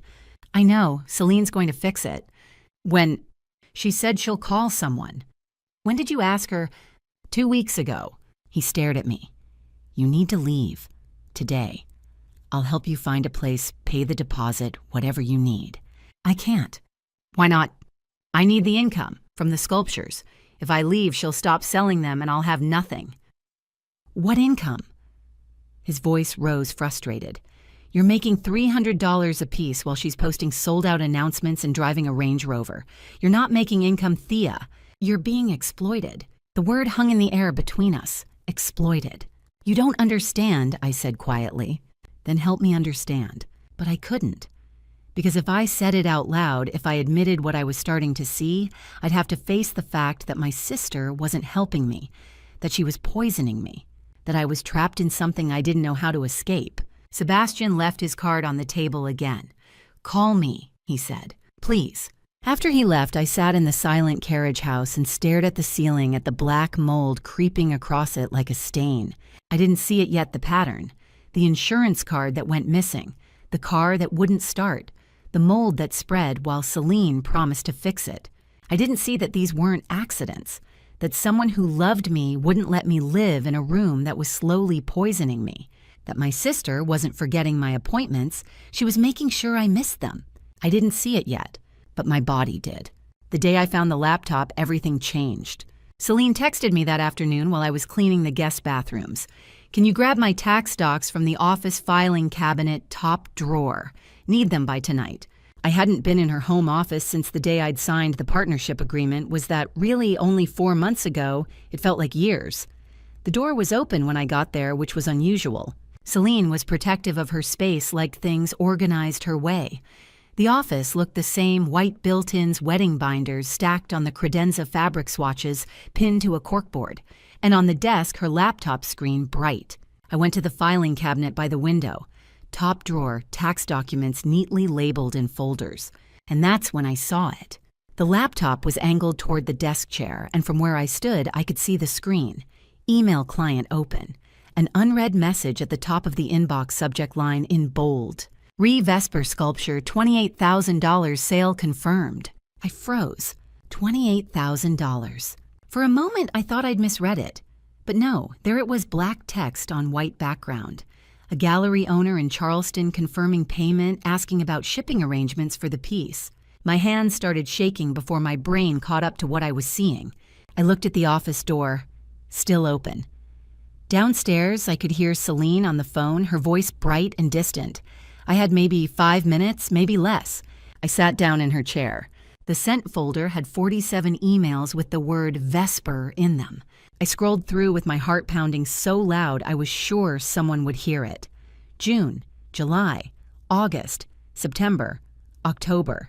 8 months of sales confirmations, invoices, negotiations. Sold Vesper abstract figure 10 inches, $15,000. Recommission inquiry client approved $19,000. Confirmed Vesper piece to Mount Pleasant buyer, $22,500. The numbers kept coming. 12,000, 28,000, 16, 31, 18, 14, 21. I stopped scrolling and opened a spreadsheet I found in a folder labeled Vesper Sales Tracking. Celine had been meticulous. Every piece I'd made, every sale, every deposit. The column on the right showed totals by month. June $45,000, July $57,500, August $59,000, September $53,000, October $60,000. I did the math 3 times because I couldn't believe it. Over 8 months, Celine had sold my work for at least $274,500. Maybe more. There were references to cash sales, private transactions she hadn't logged in the spreadsheet. I'd made 32 pieces, 32 sculptures. I'd poured everything into working 16-hour days, collapsing into bed, too exhausted to eat. At $300 a piece, I'd received $9,600. Celine had kept over $250,000. I kept scrolling numb now and found more. A contacts list labeled Vespers. Buyers. 50 names, email addresses, notes interested in larger pieces, budget $20,000 plus. Another folder, Vesper, marketing materials, screenshots of Instagram posts, analytics showing that her posts about my work got triple the engagement of anything else she posted. I'd been keeping my own records too, a small notebook hidden under the carriage house floorboards where I tracked every symptom, every missed appointment, every sculpture I handed over. Dates, descriptions, the prices Celine claimed. I'd started it after the first missed oncology appointment in March, when I realized I couldn't trust her word. But I'd never had proof until now, never had the numbers to match my suspicions. Her follower count had grown from 340,000 to 480,000 since June. Because of me. Because of my art. Because she'd built her brand on my back while I scrubbed her toilets and lived in a room slowly poisoning me with mold. I sat there staring at the screen and understood finally what I'd been too tired and too scared to see. This wasn't a partnership. It wasn't even exploitation. It was theft. Footsteps on the stairs. Thea, Celine's voice getting closer. Did you find them? I closed the laptop so fast I nearly knocked over her coffee mug. Grabbed the tax folder from the filing cabinet, my hands still shaking, tried to control my breathing. By the time she appeared in the doorway, I was standing by the window folder in hand face, as neutral as I could manage. Got them, I said, and my voice came out steady. I didn't know I was capable of that, of sounding normal when everything inside me was screaming. Perfect, thanks. She took the folder, glanced at the laptop. I've been so swamped with this wedding. I swear if one more vendor tries to upcharge me. She laughed, and I made myself smile. I'm sure it'll be beautiful. God, I hope so. She tucked the folder under her arm. Oh, can you make sure the guest room's ready? Colton's parents are visiting this weekend. Of course. After she left, I stood in the office for another minute, staring at the closed laptop. Then I went back to the carriage house, closed the door, and sat on the bed in the dark. Hours passed. Afternoon turned to evening, evening to night. I didn't turn on the lights. Just sat there and watched the room fill with shadows, replaying the numbers in my head. $274,500. Every sculpture I'd signed Vesper. Every piece where I'd carved my hope into bronze, where I'd tried to prove I was still an artist, still worth something. She'd taken them and turned them into $250,000. And she'd given me $9,600. Not even 4%. I thought about the Instagram posts. Sold out in minutes. Limited availability. I thought about her voice on the phone at dinner parties. My sister's an incredible sculptor. I'm so proud to represent her work. I thought about the chore lists, the missed medical appointments, the mold spreading across my ceiling while she planned a wedding that probably cost more than she'd paid me in 8 months. I thought about the partnership agreement I'd signed, the one-page contract with its vague language and no transparency requirements. I thought about how she'd looked at me in that office just now, smiling, asking me to clean the guest room. Like I was nothing. Like I was help. I had two choices. I could run, pack my things tonight, take the $1,100 in my account, and disappear. Find a shelter, maybe. Call Sebastian, beg for help, leave Charleston and never come back. Or I could stay long enough to gather evidence, to document what she'd done, to figure out who those 50 buyers were, what the real market value of my work was, how much she'd actually stolen. Stay long enough to take back what was mine. Running meant safety, maybe. But it also meant letting her keep everything, the money, the reputation she'd built on my art, the narrative that she'd discovered me, helped me, saved me. Staying meant risk. It meant living in this carriage house with its black mold and its ghost of who I used to be. It meant pretending I didn't know, smiling when she asked me to clean, accepting $300 while she pocketed $20,000. But staying also meant I had a chance to prove what she'd done, a chance to make her answer for it. I sat in the dark and made my choice. I would stay, not forever, just long enough to take back what was mine. I chose to stay. That night, I activated the voice recorder on my phone, buried it in a drawer beneath folded clothes, and let it run while I worked. I didn't know what I'd capture, but I knew I needed everything: voices, dates, admissions. 3 days later, Celine left for Charleston Art Week. She kissed Colton at the door, reminded me to water the ferns, and drove off in her Range Rover with a suitcase full of silk blouses and a smile I'd once believed. The moment her taillights disappeared down the Oak Line Drive, I moved. I sat down in her chair. The laptop sat closed on the white lacquer desk. I opened it. The screen woke, asking for a password, but I knew it. She'd made me type documents for her wedding weeks ago and had never changed it. 4 digits, 0615, June 15th. The date she'd planned to unveil me as her discovery. I typed it in. The desktop appeared. My hands shook as I navigated back to the email folder I'd seen days before. This time I didn't just read. I took screenshots, 47 of them. Sales confirmations, PayPal receipts, wire transfer notifications. One jumped out, $28,000 from G. Sterling Designs, LLC, dated October 18th. The sculpture I'd been paid $400 for. I opened a hidden folder on my iPhone SE labeled Medical Records 2024 and saved every image there. My phone buzzed a low battery warning. I ignored it. Next, I searched her Google Drive. Most folders were predictable: wedding plans, brand partnerships, tax 2024. But one buried 3 layers deep was labeled RX Estate. I opened it. Inside were PDFs, property appraisals for Marlowe House, a memo from a Charleston estate planning attorney, and a document titled Transfer of Ownership, Contingency Scenarios. I scrolled through legalese until I found a highlighted section. In the event of the co-owner's death or incapacitation, full title transfers to Celine A. Marlowe, sole surviving heir, per South Carolina Intestacy Law Revision, Article 62-2-103. My name appeared twice, once as co-owner terminally ill, and once in a footnote, medical power of attorney executed June 2024. I stared at the date. June. The same month I'd signed the partnership contract. The same month I'd been too grateful, too tired to read the fine print. I took 5 screenshots and moved on.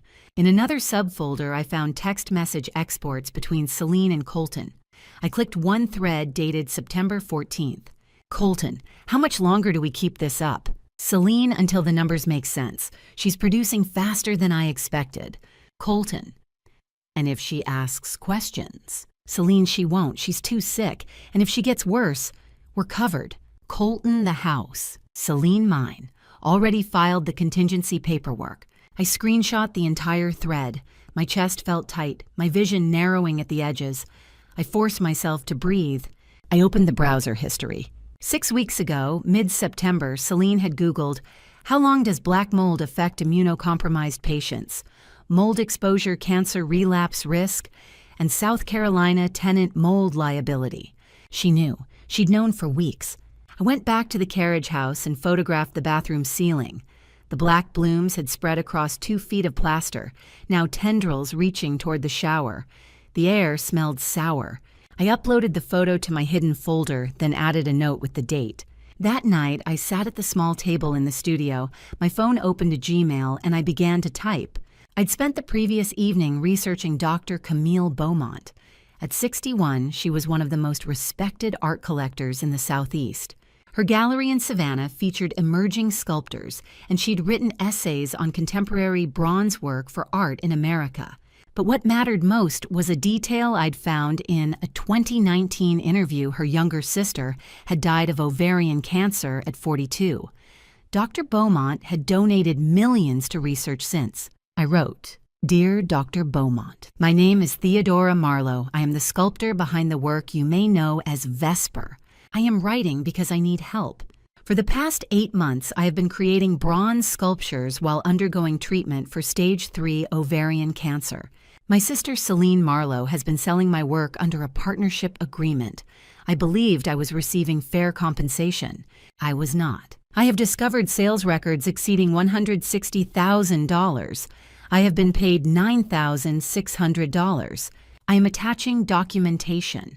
I am also attaching evidence that my living conditions have been deliberately neglected in ways that threaten my health. I don't know who else to ask. I read about your sister. I thought you might understand. If you can help, or if you know someone who can please reply. Theodora Marlowe Vesper." I attach 6 screenshots, the $28,000 transfer, the RX estate documents, the text thread, the Google searches, the mold photo, and one image of a bronze sculpture I'd signed Vesper in tiny letters along the base. I stared at the screen for 10 minutes. My thumb hovered over send. Every rational part of me said this was reckless. She could ignore me, forward it to Celine, think I was lying. But I'd spent 8 months being silent. I pressed send. The email disappeared into the void. I set my phone down and sat in the dark, listening to the cicadas and the distant hum of the highway. I didn't know if she'd reply. I didn't know if anyone would believe me. But for the first time in 8 months, I wasn't waiting to be saved. I was saving myself. Dr. Beaumont replied 36 hours later. I was scrubbing the kitchen floor when my phone buzzed. I pulled off one rubber glove and opened Gmail, my hands still damp. The subject line read, I need your help." Her message was short. "Theodora, I have been following Vesper's work for nearly a year. I own 2 of your pieces, a small bronze I purchased in July and another in September. I didn't know the artist behind them was in danger.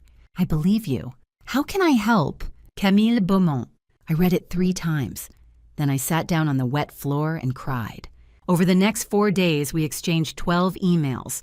I sent her the full story, the diagnosis, the bankruptcy, the partnership contract, the stolen sales, the estate documents, the mold, the missed medical appointments. She asked careful questions, dates, amounts, names. She didn't doubt me once. On the 4th day, she wrote, "I would like to sponsor a solo exhibition of your work, a proper one. I have a relationship with the Charleston Museum of Art. We can use their hall for an opening reception, June 15th, 2025. 7 months. Can you create enough new pieces by then?" I stared at the screen. An exhibition, public, official, my work under my name. I typed back, "Yes, but I want to use it for more than just art. I want to expose what Celine has done. I want the buyers to know they were lied to. I want her to face consequences." Her reply came within an hour. "Then we'll make sure they do." That afternoon, I met Sebastian at a cafe on King Street. It was the first time I'd left the estate in weeks. I ordered black coffee and sat by the window watching tourists pass with shopping bags and cameras. When Sebastian arrived, he took one look at me and frowned. "You've lost weight," he said. "I know." "Theodora, what's going on?" I told him. All of it.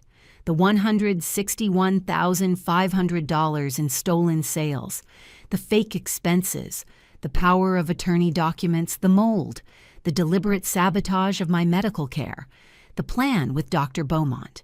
Sebastian didn't interrupt. When I finished, he set down his coffee and said very quietly, "I'm going to testify." "You don't have to." "I do, because I have records." He pulled out his phone and opened a folder. "Every time Celine posted one of your pieces on Instagram, I screenshot it. I matched the post to the dates you gave me the sculptures. I kept track of what you said they sold for versus what she claimed. I didn't know why I was doing it. I just had a bad feeling." He turned the screen toward me. There were dozens of images, Instagram posts with captions like sold, $18,000 and commission piece, serious inquiries only alongside my sculptures. Next to each was a note in Sebastian's handwriting. Theodora paid $300. You kept all of this? I'm an architect and a salvage dealer. I document everything. He met my eyes, and I knew something was wrong. I felt my throat tighten. Thank you. Don't thank me, just survive until June. The next morning, Dr. Beaumont wired me $2,000. The email called it an advance for materials and living expenses. I walked 3 miles to a coastal Federal Credit Union branch I'd found on Google Maps, opened an account with my driver's license and the wire transfer receipt, and deposited the money. The account wasn't linked to my old address. Celine would never know. For the first time in nearly a year, I had money that was mine. I returned to the carriage house and went back to work. Every morning I woke at 6, cleaned the mansion, prepared meals, smiled when Celine complimented my sculptures. Every evening I worked in the studio, producing 2 pieces a week as she demanded.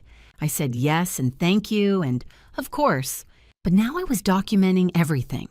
I kept my phone's voice recorder running during the day, hidden in my apron pocket. I took photos of every sculpture before I handed it over, angles, signatures, timestamps. I started a journal logging dates, payments, Celine's comments, Colton's remarks. I printed out bank statements showing the $300 deposits and filed them in a folder I hid beneath a loose floorboard in the studio.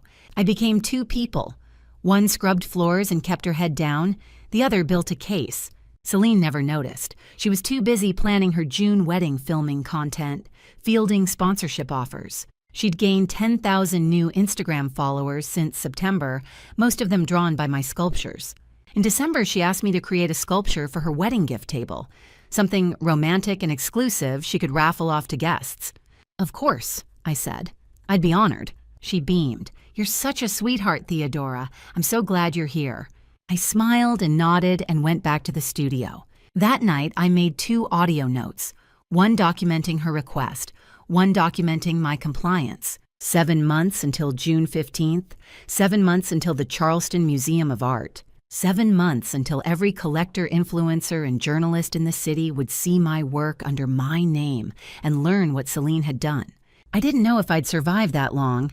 My body was failing in small, quiet ways, the cough that wouldn't stop the dizziness that hit when I stood too fast, the weight that kept falling off. But I had Dr. Beaumont, I had Sebastian, I had evidence, and I had a plan. For 7 months, I would play the victim, but I was building a case.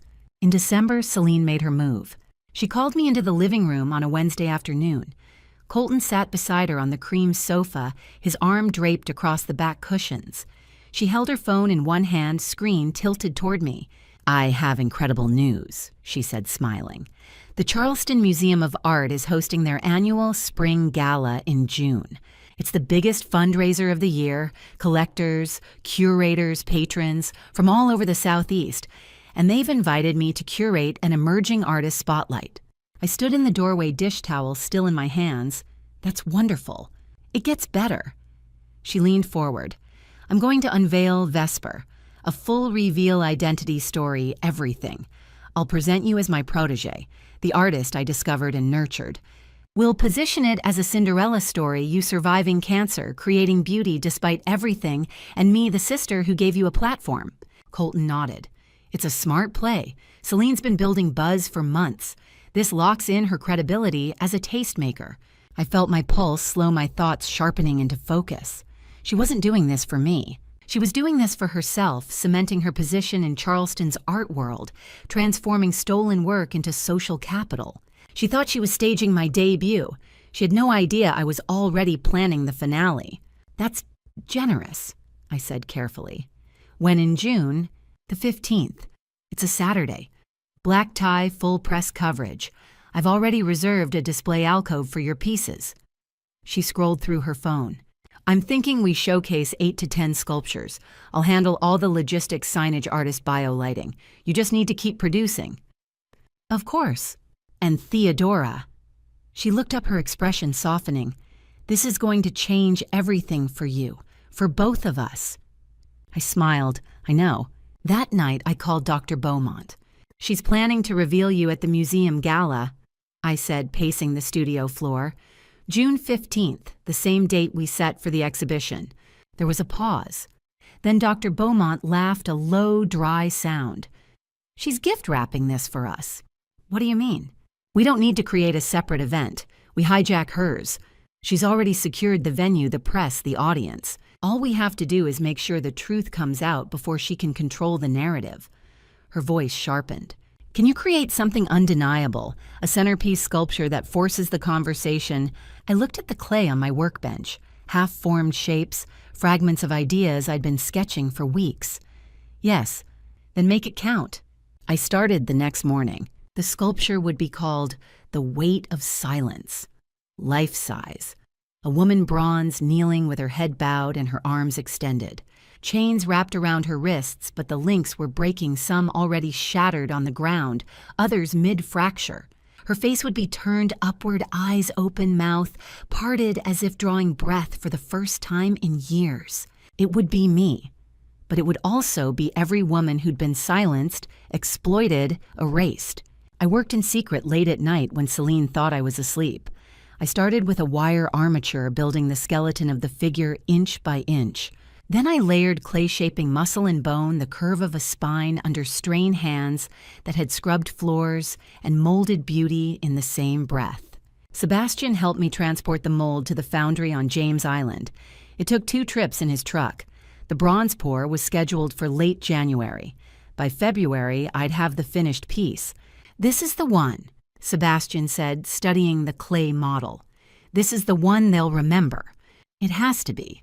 Celine noticed something had changed. It was a Saturday in mid-December. I was washing dishes after breakfast when she appeared in the kitchen doorway, arms crossed. You seem different lately, she said. I kept my hands in the soapy water, scrubbing a plate. Different? How? I don't know. Lighter, less... She trailed off, searching for the word. Less defeated. My chest tightened. I forced my face into something soft, something tired. I'm just trying to stay hopeful. You said the gala would change things. I guess I'm starting to believe it. She watched me for a long moment. Then she smiled. Good, you should. You've worked so hard, Theodora. You deserve this. Thank you. She left. I dried my hands and returned to the studio, heart still racing. That night, I added a new entry to my journal. December 14th, 2024. Celine suspicious. Told her I'm hopeful about the gala. She believed it. Note, she sees what she wants to see. Use that. I also recorded a voice memo speaking quietly into my phone. Celine announced today that she's curating an artist spotlight at the Charleston Museum Gala on June 15th. She plans to reveal my identity as Vesper and position herself as my mentor.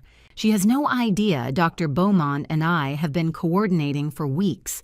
She has no idea the centerpiece sculpture will tell the truth. I saved the file, backed it up to the cloud, and hid my phone under the floorboards.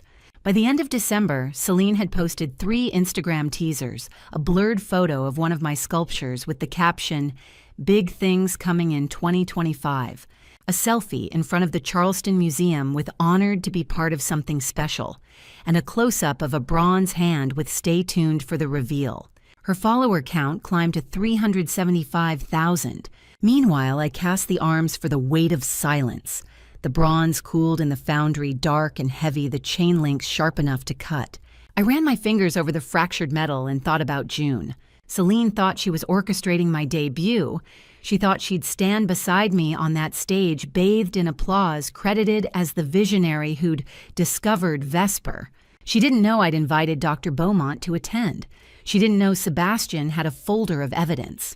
She didn't know I'd been documenting every theft, every lie, every act of sabotage for 4 months. She didn't know the sculpture she'd see that night would depict a woman breaking free. And she didn't know that when the lights came up and the crowd turned to look, I would be the one holding the microphone. She thought she was staging my debut. She didn't know I was writing the ending. The months passed slowly. January, I kept sculpting. 2 pieces a week, sometimes 3 when Celine had a buyer lined up. I worked through winter cold in the unheated studio, my breath fogging the air, my hands stiff around the clay. By the end of the month, Celine had sold 8 more sculptures. I knew because I checked her laptop every time she left the house. A $14,000 sale to a collector in Asheville. Another for $19,500 to an interior designer in Atlanta. A third, $17,000 to a private buyer, whose name I recognized from Charleston's social registry. I was paid $300 per piece. $2,400 total. The running count in my hidden journal now read, total stolen $142,000. I photographed every payment notification, every sculpture before I handed it over every email confirmation I could find in Celine's inbox. I backed everything up to a cloud drive Sebastian had helped me set up, one Celine didn't know existed. On January 23rd, she told me I was really hitting my stride. I smiled and said, thank you. February. The pain came back on a Tuesday morning. Sharp low in my abdomen, the kind that made me double over while scrubbing the guest bathroom. I sat on the tile floor, arms wrapped around my knees, and waited for it to pass. It didn't. That afternoon, while Celine was at a brand partnership meeting downtown, I called an Uber. I gave the driver the address for MUSC and sat in the back seat with my phone clutched in both hands, praying Celine wouldn't check the security camera footage. At the hospital registration desk, I explained I'd lost my insurance card. They looked up my policy using my social security number and date of birth information Celine couldn't control. It took 20 minutes, but they found it. Dr. Harrison saw me within an hour. She ran blood work, ordered an ultrasound, asked careful questions about my living conditions. Your counts are stable, she said, finally reviewing the results on her tablet. No signs of recurrence. But Theodora, your cortisol levels are through the roof. And you've lost another 8 pounds since your last visit. I've been working a lot. She set down the tablet. Are you safe where you're living? I looked at my hands. I will be soon. She didn't push, but she wrote a note in my file about environmental stressors and handed me a referral for a social worker. I folded it into my pocket and took another Uber home. Celine never asked where I'd been. March. Sebastian brought the lawyer on a rainy Thursday afternoon. Her name was Claire Ashford, 47, sharp-eyed with 20 years' experience in employment and financial fraud. She worked pro bono for a nonprofit that helped women escape exploitative situations. We met in Sebastian's salvage shop office, a cramped room that smelled like wood polish and old paper. I spread my evidence across his desk, printed emails, bank statements, Instagram screenshots, the partnership contract photos of the mold voice recordings of Celine's comments. Dr. Beaumont's correspondence. Claire read through everything in silence. When she finished, she looked up and said, "This is textbook fraud and unjust enrichment. We can also argue reckless endangerment based on the housing conditions and missed medical appointments. Can we win?" "Yes, especially if you're willing to go public." She tapped the photos of the weight of silence, the bronze woman breaking chains. "And if you have witnesses?" "I do." She drafted a cease and desist letter, a demand for restitution, and an outline for a police report. We scheduled a meeting with a Charleston PD detective for early May. "You've been very thorough," Claire said as she packed up her files. "Most people in your position don't have this much documentation." "I couldn't afford not to," I said. April. Celine's Instagram hit 400,000 followers on April 9th. She posted a celebratory selfie with the caption, "Grateful for this community. Big things ahead." 3 days later, she posted a video. It was 45 seconds long, shot in the Carriage House studio without my knowledge. The camera panned across my workbench, clay-covered tools, half-finished molds, a bronze arm resting on a towel. Then it cut to me, hunched over a sculpture, my hands shaping wet clay. My hair was pulled back in a messy bun. I looked thin, tired, focused. The caption read, "Behind the scenes with my incredibly talented protege. Watching her create is pure magic. Stay tuned for the big reveal in June." The video got 63,000 views in 2 days. I watched it 3 times sitting alone in the studio at midnight. Then I screen recorded it, saved it to the cloud, and added a note to my journal. April 12th, 2025. Celine filmed me without consent, posted to 400,000 followers, positioning herself as mentor, evidence of exploitation of image and labor. I didn't say a word to her. May. The bronze casting of The Weight of Silence was completed on May 3rd. Sebastian and I transported it to a storage unit Dr. Beaumont had rented near the museum. The sculpture weighed 230 pounds. It took 4 people to lift it onto the pedal. I stood in the dim storage unit staring at the finished piece. The woman's face, my face, looked upward, mouth open, eyes wide. The chains around her wrists were fractured, some links scattered on the base, others still clinging to her skin. Her body was tense, caught in the moment between captivity and freedom. "It's the best thing you've ever made," Sebastian said quietly. "It has to be," Dr. Beaumont called that evening. "I've arranged a private viewing for 30 collectors on the evening of June 15th, she said, same night as Celine's gala. "The museum has agreed to open the North Gallery for us. Press will be there. Charleston City Paper Art in America, a few regional outlets. We'll unveil The Weight of Silence at 8 p.m. Celine's event starts at 7:30. She'll be in the building." "I know, that's the point." On May 27th, Claire and I met with Detective Lucia Ramos at Charleston Police Headquarters. I brought 3 binders of evidence. Detective Ramos took notes, asked questions, requested copies of the financial records, and recorded conversations. "This is solid," she said. "I'll need to coordinate with the DA's office, but based on what you've shown me, we can move forward with charges for fraud, theft by conversion, and potentially criminal neglect. The timeline works in your favor. Everything escalates toward the gala. If you're planning a public confrontation, I'd advise having legal representation present." "I will." She handed me her card. "Call me the morning of June 15th. I'll have officers on standby." I left the station and sat in Sebastian's truck for 10 minutes staring at the card in my hand. It was real now, not just a plan, not just evidence, a case, a reckoning. June 15th. I woke before dawn. The sky outside the carriage house window was soft gray, the air still cool.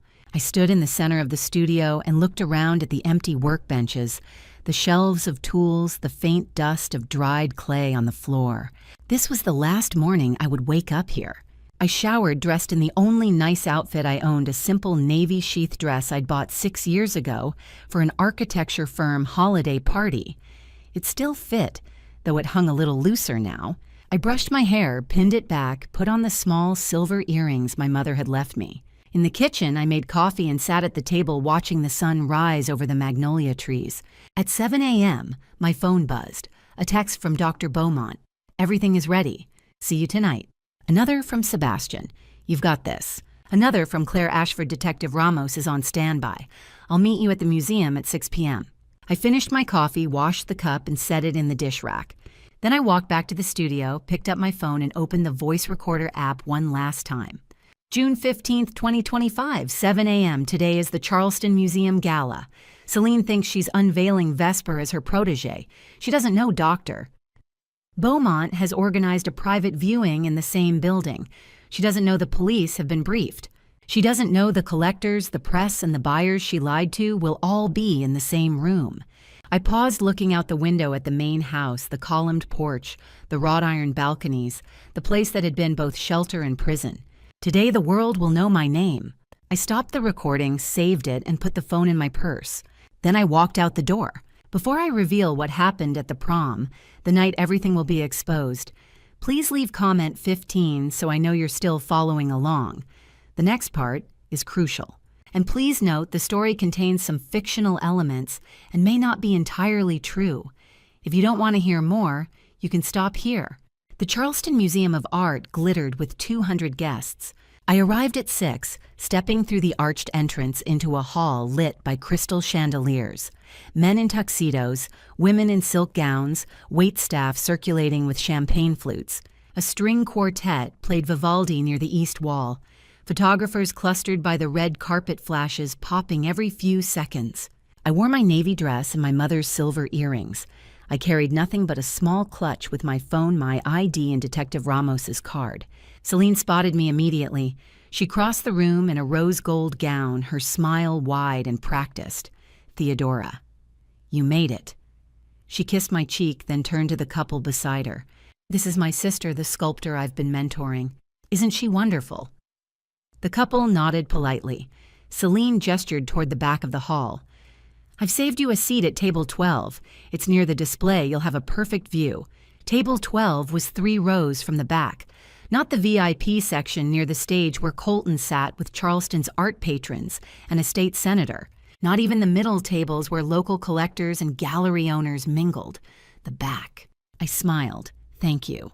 I walked to my seat, slowly scanning the room. Doctor. Beaumont stood near the north gallery entrance, elegant in charcoal silk, speaking quietly with a white-haired man I recognized from Art in America profiles. Sebastian leaned against a column on the far side, arms crossed, watching. Claire Ashford sat 2 tables over a slim briefcase at her feet. Everything was in place. At 7:15, the lights dimmed. A spotlight hit the stage. Celine stepped into the circle of light, microphone in hand, and the room applauded. "Good evening, everyone," she said, her voice warm and steady. "Thank you so much for being here tonight. This event means the world to me, not just as a celebration of art, but as a celebration of family resilience and the power of creative mentorship." She paused, letting the moment settle. Behind her, projected on a screen, was a montage of Instagram photos, my sculptures, close-ups of bronze hands, and abstract forms, Celine standing beside them in carefully curated poses. 2 years ago, she continued, my sister Theodora was diagnosed with stage 3 ovarian cancer. She lost everything, her career, her home, her savings. When she came to live with me in Charleston, she was broken, but I saw something in her, a spark, a gift she'd buried under years of architecture blueprints and corporate work. The audience murmured sympathetically. Someone near the front dabbed at their eyes. I gave her space to create. I gave her materials, encouragement, a platform, and together we built something extraordinary. The artist you know as Vesper the sculptor, whose work has captivated collectors across the Southeast, is my sister, and tonight I'm honored to share her journey with all of you. Applause. Phones out recording. Instagram stories going live. I sat perfectly still, hands folded in my lap. Celine gestured toward the display area to her left, where 12 of my sculptures stood on white pedestals under gallery lights. Small bronze plaques beneath each one read courtesy of the Celine Marlowe collection. I've curated a selection of Vesper's finest pieces for tonight's exhibition, Celine said. Each one represents a moment of transformation, hers and mine. Because mentorship isn't just about giving, it's about believing in someone when they can't believe in themselves. More applause, a standing ovation from the front tables. I didn't stand. At 7:25, an auctioneer in a slim black suit took the stage. Ladies and gentlemen, we have a very special opportunity tonight. Miss Marlowe has generously offered one original Vesper sculpture for live auction, with proceeds supporting the museum's Emerging Artist Fund. A waiter wheeled out a pedestal. On it sat a small bronze piece I'd made in March, an abstract curve 8 inches tall, the surface textured to catch the light. We'll start the bidding at $5,000. A paddle went up, then another. The auctioneer's voice rose in pitch, calling numbers, pointing. 6,000, 8, 10, 12. The room buzzed. Collectors leaned forward. Phones tracked the bids.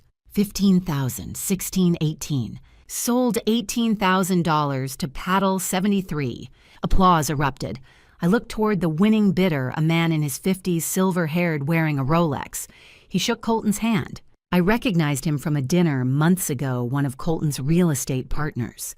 The bid was staged. The money would never reach me. I felt nothing, just clarity.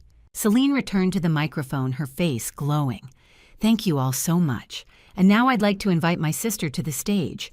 Theodora, will you come up here? The spotlight swung toward table 12. Every head in the room turned. Cameras pivoted. I stood. The room was silent except for the rustle of fabric, the clink of a glass being set down.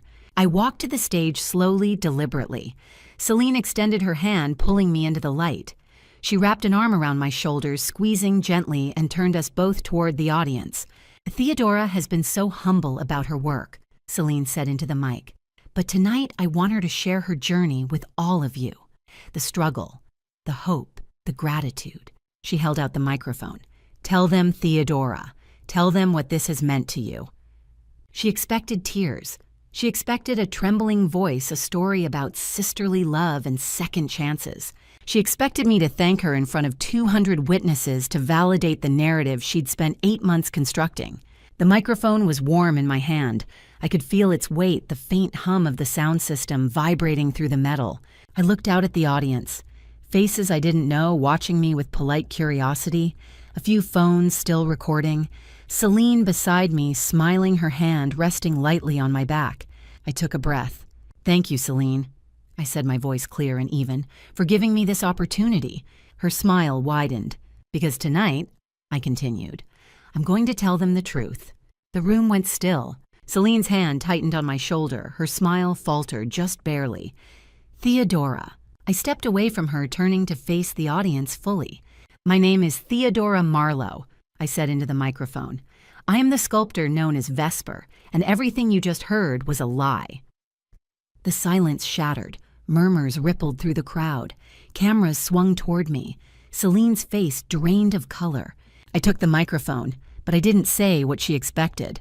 I looked at my sister, then I looked at the crowd. 200 faces stared back at me. The murmurs had stopped. Phones were still raised, recording. Celine stood frozen beside me, her hand hovering near my arm, her smile gone.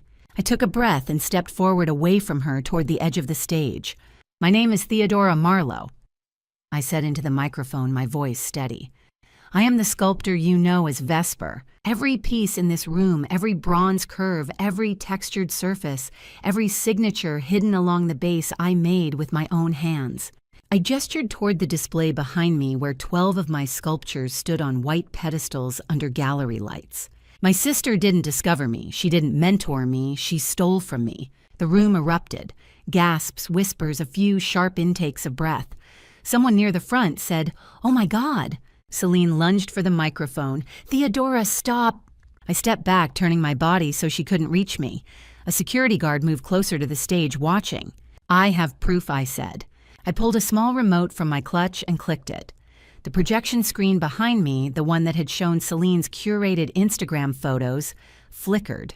Then it filled with an image, a screenshot of an email. "Subject Vesper bronze sculpture. Sale confirmed from g.sterling.designs@gmail.com to celinemarlowe.collab@gmail.com.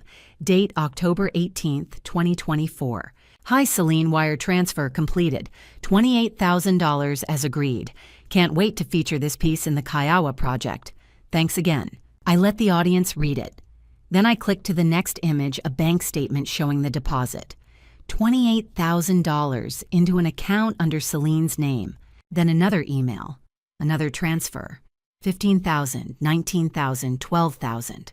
I clicked through 8 screenshots, each one showing a sale, a buyer, a dollar amount.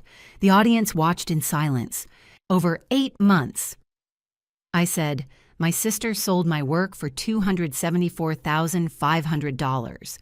I paused, letting the number settle. Through tonight, before this speech, she'd already pocketed $161,500. The rest is still in her accounts, waiting to be processed.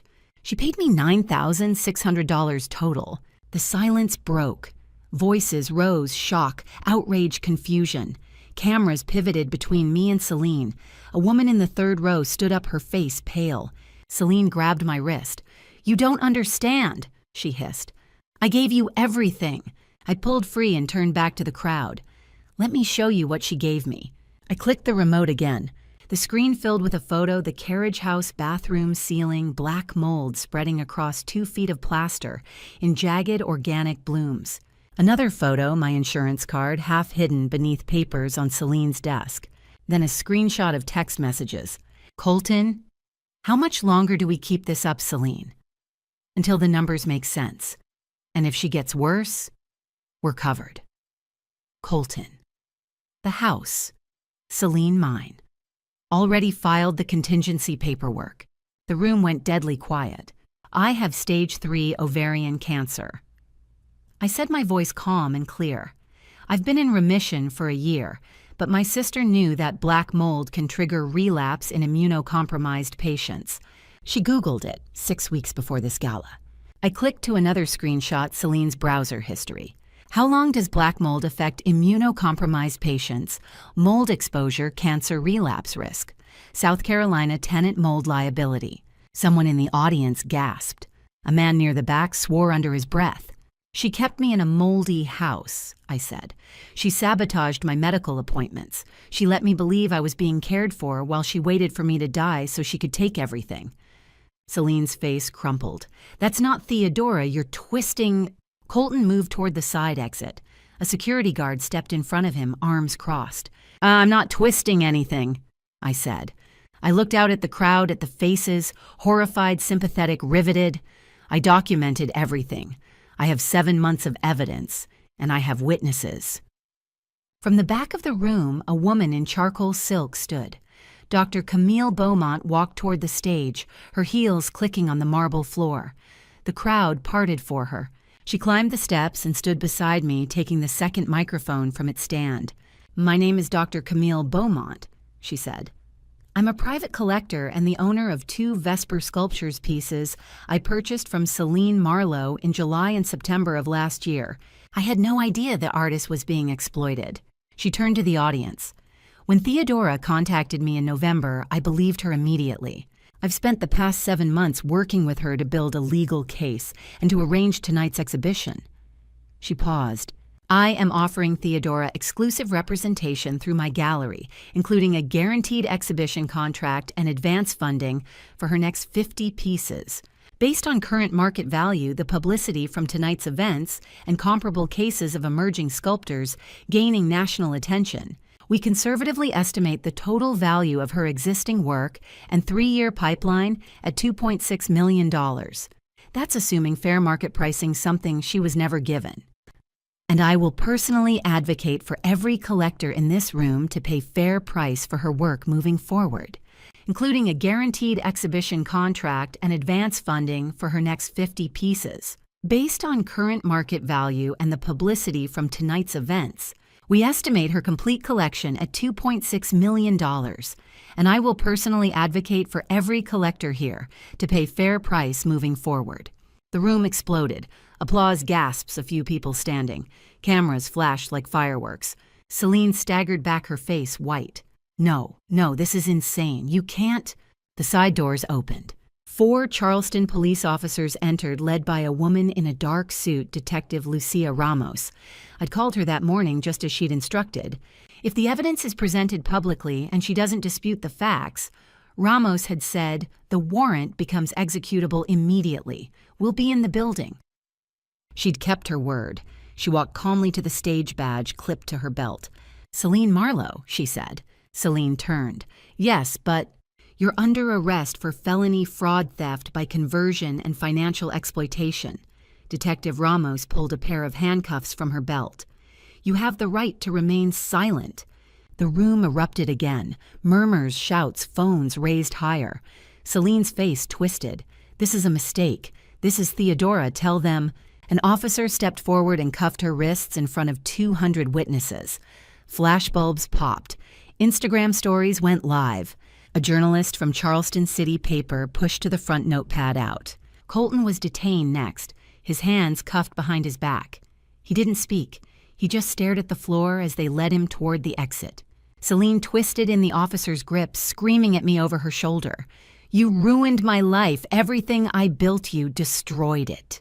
I stood on the stage, microphone loose in my hand, and I wanted to scream back.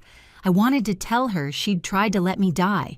I wanted to list every sculpture, every lie, every day I'd scrubbed her floors while she sold my soul for Instagram clout.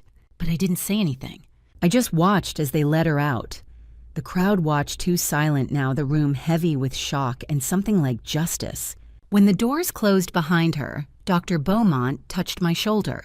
It's over, she said quietly. I nodded. But I didn't feel relief yet. Not quite. Just a strange, weightless clarity, the kind that comes when you've been holding your breath for so long you forget what air tastes like. I looked out at the crowd one last time, at the sculptures that had been stolen from me and reclaimed, at the faces that had believed a lie and now knew the truth. The truth had spoken. And finally, so had I. The trial lasted 6 weeks.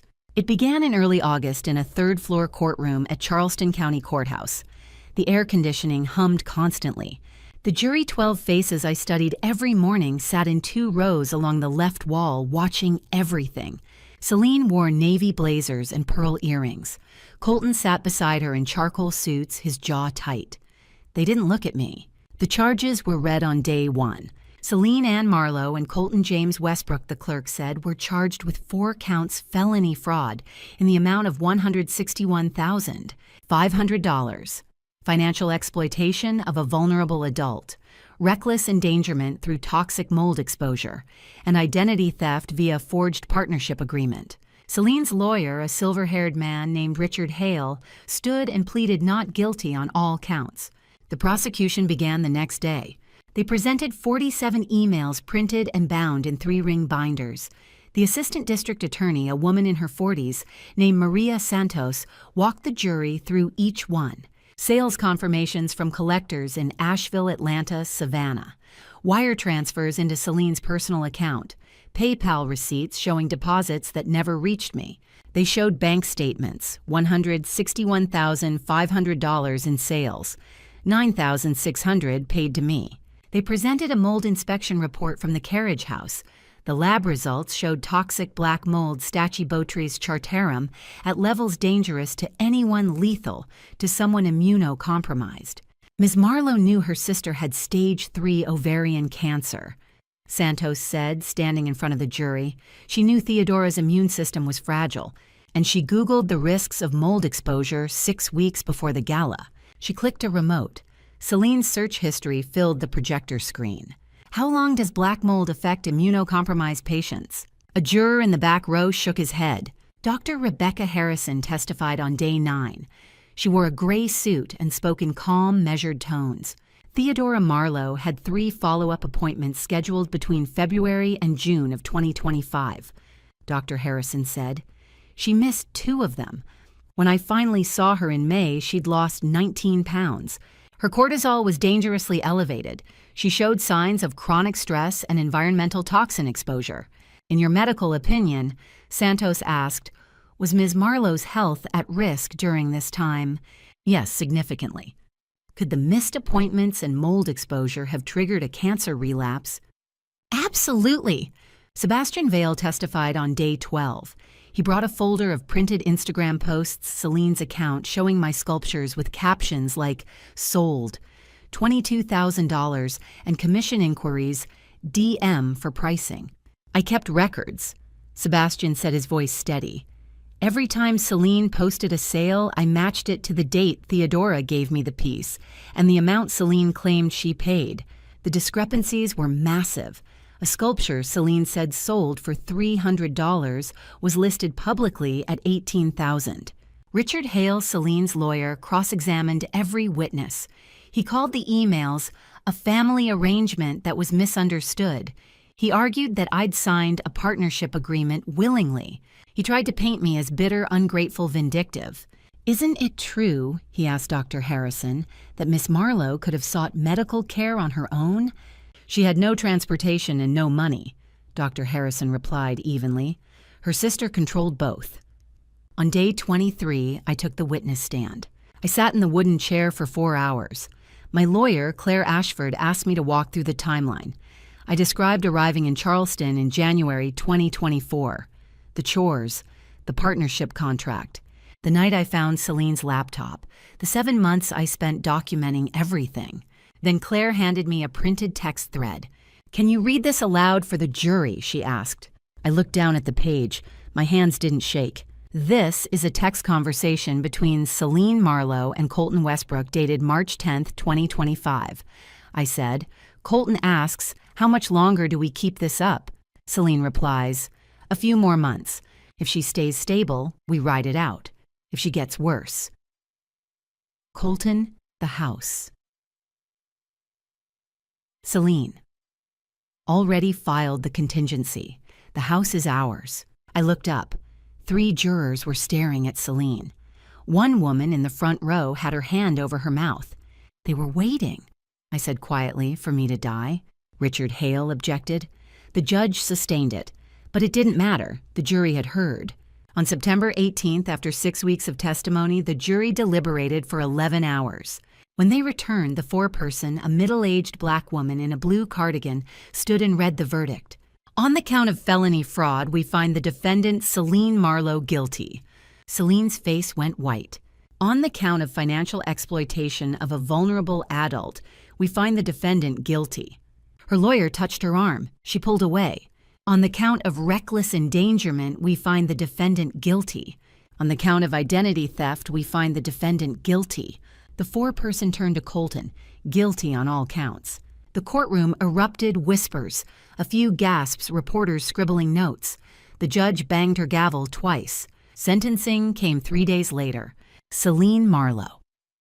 Judge Patricia Langford said, her voice firm, "You are hereby sentenced to 8 years in the South Carolina Department of Corrections. You are ordered to pay restitution in the amount of $340,000, the full cost of your sister's medical treatment, plus court fees.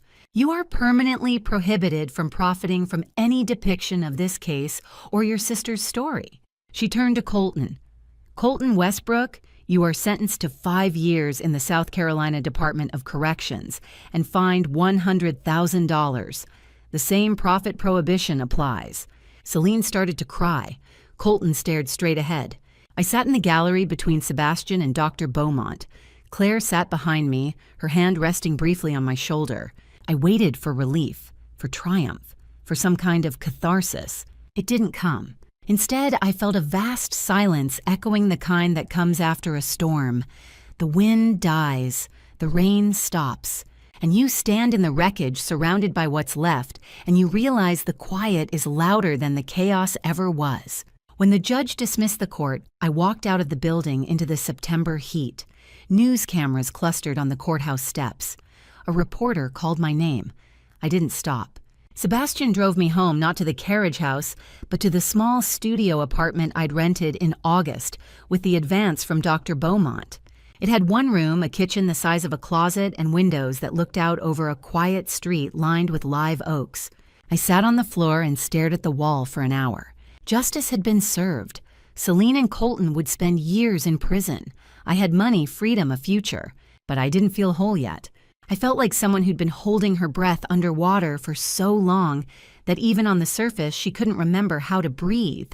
6 months after the gala, I stood in my own gallery. Vesper Studio occupied a renovated warehouse space on Queen Street in the heart of Charleston's Arts District. The ceilings were 14 feet high, crossed with exposed steel beams. The walls were white brick. 3 industrial windows ran the length of the east wall, flooding the room with winter light. My name was on the door, not hidden in a signature along the base of a sculpture, not buried in an Instagram caption. My name in brushed brass letters, Theodora Marlowe, Vesper Studio. The exhibition opened on a Friday evening in early December. I called it The Weight of Silence and Other Works. 27 sculptures spanning 2 years, from the small polymer clay figures I'd made in the carriage house to the life-size bronze centerpiece that had stood on the museum stage in June. The weight of silence anchored the center of the gallery. The bronze woman kneeling, chains breaking face turned upward. Visitors circled her slowly, some reaching out to touch the fractured metal, then pulling back. A critic from Art in America called the collection haunting, powerful, unforgettable, a meditation on captivity and liberation, rendered in bronze and grief. Charleston City Paper ran a feature with the headline, "From Exploitation to Exhibition, Theodora Marlowe Reclaims Her Voice." By 8 o'clock, the gallery was full. Collectors in tailored coats, art students with notebooks, journalists with cameras. A few people I didn't know, a few I did. Sebastian stood near the back wall, arms crossed, grinning. He'd help me install every piece, lifting, adjusting pedestals, running extension cords for the gallery lights. He refused payment. "You've already paid me," he'd said, "by still being here." Dr. Beaumont arrived in deep green velvet, her white hair pinned back. She'd written the exhibition forward, a 2-page essay that appeared in the printed catalog. The opening line read, "To witness Theodora Marlowe's work is to witness survival transformed into art." She found me near the entrance and squeezed my hand. "You did it," she said quietly. "We did it." She smiled. "No, you did." Claire Ashford came with her wife, a pediatrician named Rachel. They bought a small bronze abstract, one of the pieces I'd made in March during the worst months. Claire told me she wanted it in her office. "So my clients know what's possible," she said. The night before the public opening, I'd hosted a private preview for 12 women. I'd met them through a survivors advocacy group. Claire had connected me with women who'd escaped financial abuse, labor, trafficking, coercive relationships. We walked through the gallery in silence. One woman stood in front of the weight of silence for 20 minutes crying. Afterward, I told them about the mentorship program I was starting in January. Free studio access for women rebuilding their lives, legal aid referrals, material stipends. A handful of them signed up on the spot. "You're giving us what no one gave you," one woman said. "I'm giving you what I wish I'd had sooner," I replied. At 10 o'clock, the crowd thinned. Sebastian left to close his shop. Dr. Beaumont kissed my cheek and promised to return tomorrow. The last guests trickled out, their voices fading into the December night. I locked the door and turned off half the gallery lights. The sculptures stood in pools of shadow and gold. I walked among them slowly, my footsteps echoing on the concrete floor. I stopped in front of the weight of silence. The woman's bronze face, my face, looked up at the ceiling. Mouth, parted eyes wide. The chains at her wrists were shattered, some links scattered across the base. I thought about the woman I'd been 2 years ago. Sick, broke, desperate. Sitting in a Minneapolis hospital, hearing the word cancer, and feeling my entire life collapse. Moving to Charleston with one suitcase and a suitcase full of shame. Scrubbing floors, losing weight, sculpting in secret, believing I owed my survival to someone who was stealing it. I thought about the night I found the laptop. The months I spent documenting, gathering evidence, building a case while pretending to be compliant. The gala. The trial. The silence that came after the verdict, the strange, hollow quiet I hadn't known how to fill. And I thought about now, standing in a gallery with my name on the door. Healthy. 1 year cancer-free according to Dr. Harrison's latest scan. My hair had grown back soft and silver-streaked at the temples. I'd gained 15 pounds. I could walk 3 miles without getting winded. Dr. Harrison had told me at my last appointment, "Your will to survive may be what saved you, Theodora. The body follows the mind, and your mind never quit." I'd smiled, but I thought it wasn't just will. It was fury and hope and the refusal to let someone else write my ending. I reached out and touched the bronze woman's hand, the one breaking free from the last chain. For so long, I'd thought silence was weakness, that staying quiet made me complicit, that speaking up would shatter me into pieces I'd never put back together. But standing here now, surrounded by the sculptures only I could have made, I understood something I hadn't before. Silence was never weakness. It was the weight I carried until I was strong enough to set it down. And when I finally did, when I stood on that stage in June and said, "My name is Theodora Marlowe, I am Vesper," and everything you just heard was a lie, I wasn't breaking. I was becoming whole. I walked to the front window and looked out at Queen Street. The cobblestones glistened under the streetlights. A couple walked past, hands linked, laughing. A cat darted across the road. The air smelled like rain and winter jasmine. I thought about everything I'd lost. My health, my savings, my sense of safety. 2 years of my life spent under someone else's control. But I also thought about everything I'd gained. A voice, a gallery, a community of people who believed me, who stood beside me, who helped me build something I could never have built alone. I thought about the 12 women who'd come to the preview, the ones who would come to my studio in January looking for the same thing I'd been looking for 2 years ago, a way forward. I would give them what I hadn't had: space, time, belief, a door with their name on it, even if only metaphorically. Because I knew now what I hadn't known then. Survival isn't the end of the story. It's the beginning. I turned back to the gallery, to the sculptures standing in the low light. My work, my voice, my truth rendered in bronze and clay, and years of silence finally broken. My name is Theodora Marlowe. I am Vesper, and this is only the beginning. And to you listening to this story, remember this: God gave me the strength to survive when I thought I had nothing left. When I sat in that hospital in Minneapolis hearing the word cancer, I prayed for a miracle. When I found the laptop and saw the theft, I prayed for courage. And when I stood on that stage in June holding the microphone, I felt God's hand steadying mine. He didn't give me an easy road, but He gave me a voice. Looking back now, I see the lessons clearly. Don't let gratitude blind you to exploitation. Family betrayal cuts the deepest because we never expect it. We're taught that blood means loyalty, that sisterhood is sacred. But sometimes the people closest to you are the ones who see your vulnerability as opportunity. I ignored the red flags because I was desperate because I believed family revenge meant I'd failed at love. I was wrong. If you're in my situation, trapped, silenced, exploited, please don't wait as long as I did. Document everything. Find one person you trust. Reach out. God will send you allies just like He sent me Sebastian, Dr. Beaumont, and Claire. But you have to take the first step. And if someone you love is suffering under family betrayal, believe them. Don't ask why they stayed. Ask how you can help them leave. Silence isn't weakness, but it shouldn't be a prison. If this story moved you, please leave a comment below. Your words matter. Share this video with someone who needs to hear it. And subscribe to this channel for more true stories of survival, justice, and hope. Thank you for staying with me until the end. And a reminder, the stories ahead may contain fictionalized elements created for educational purposes.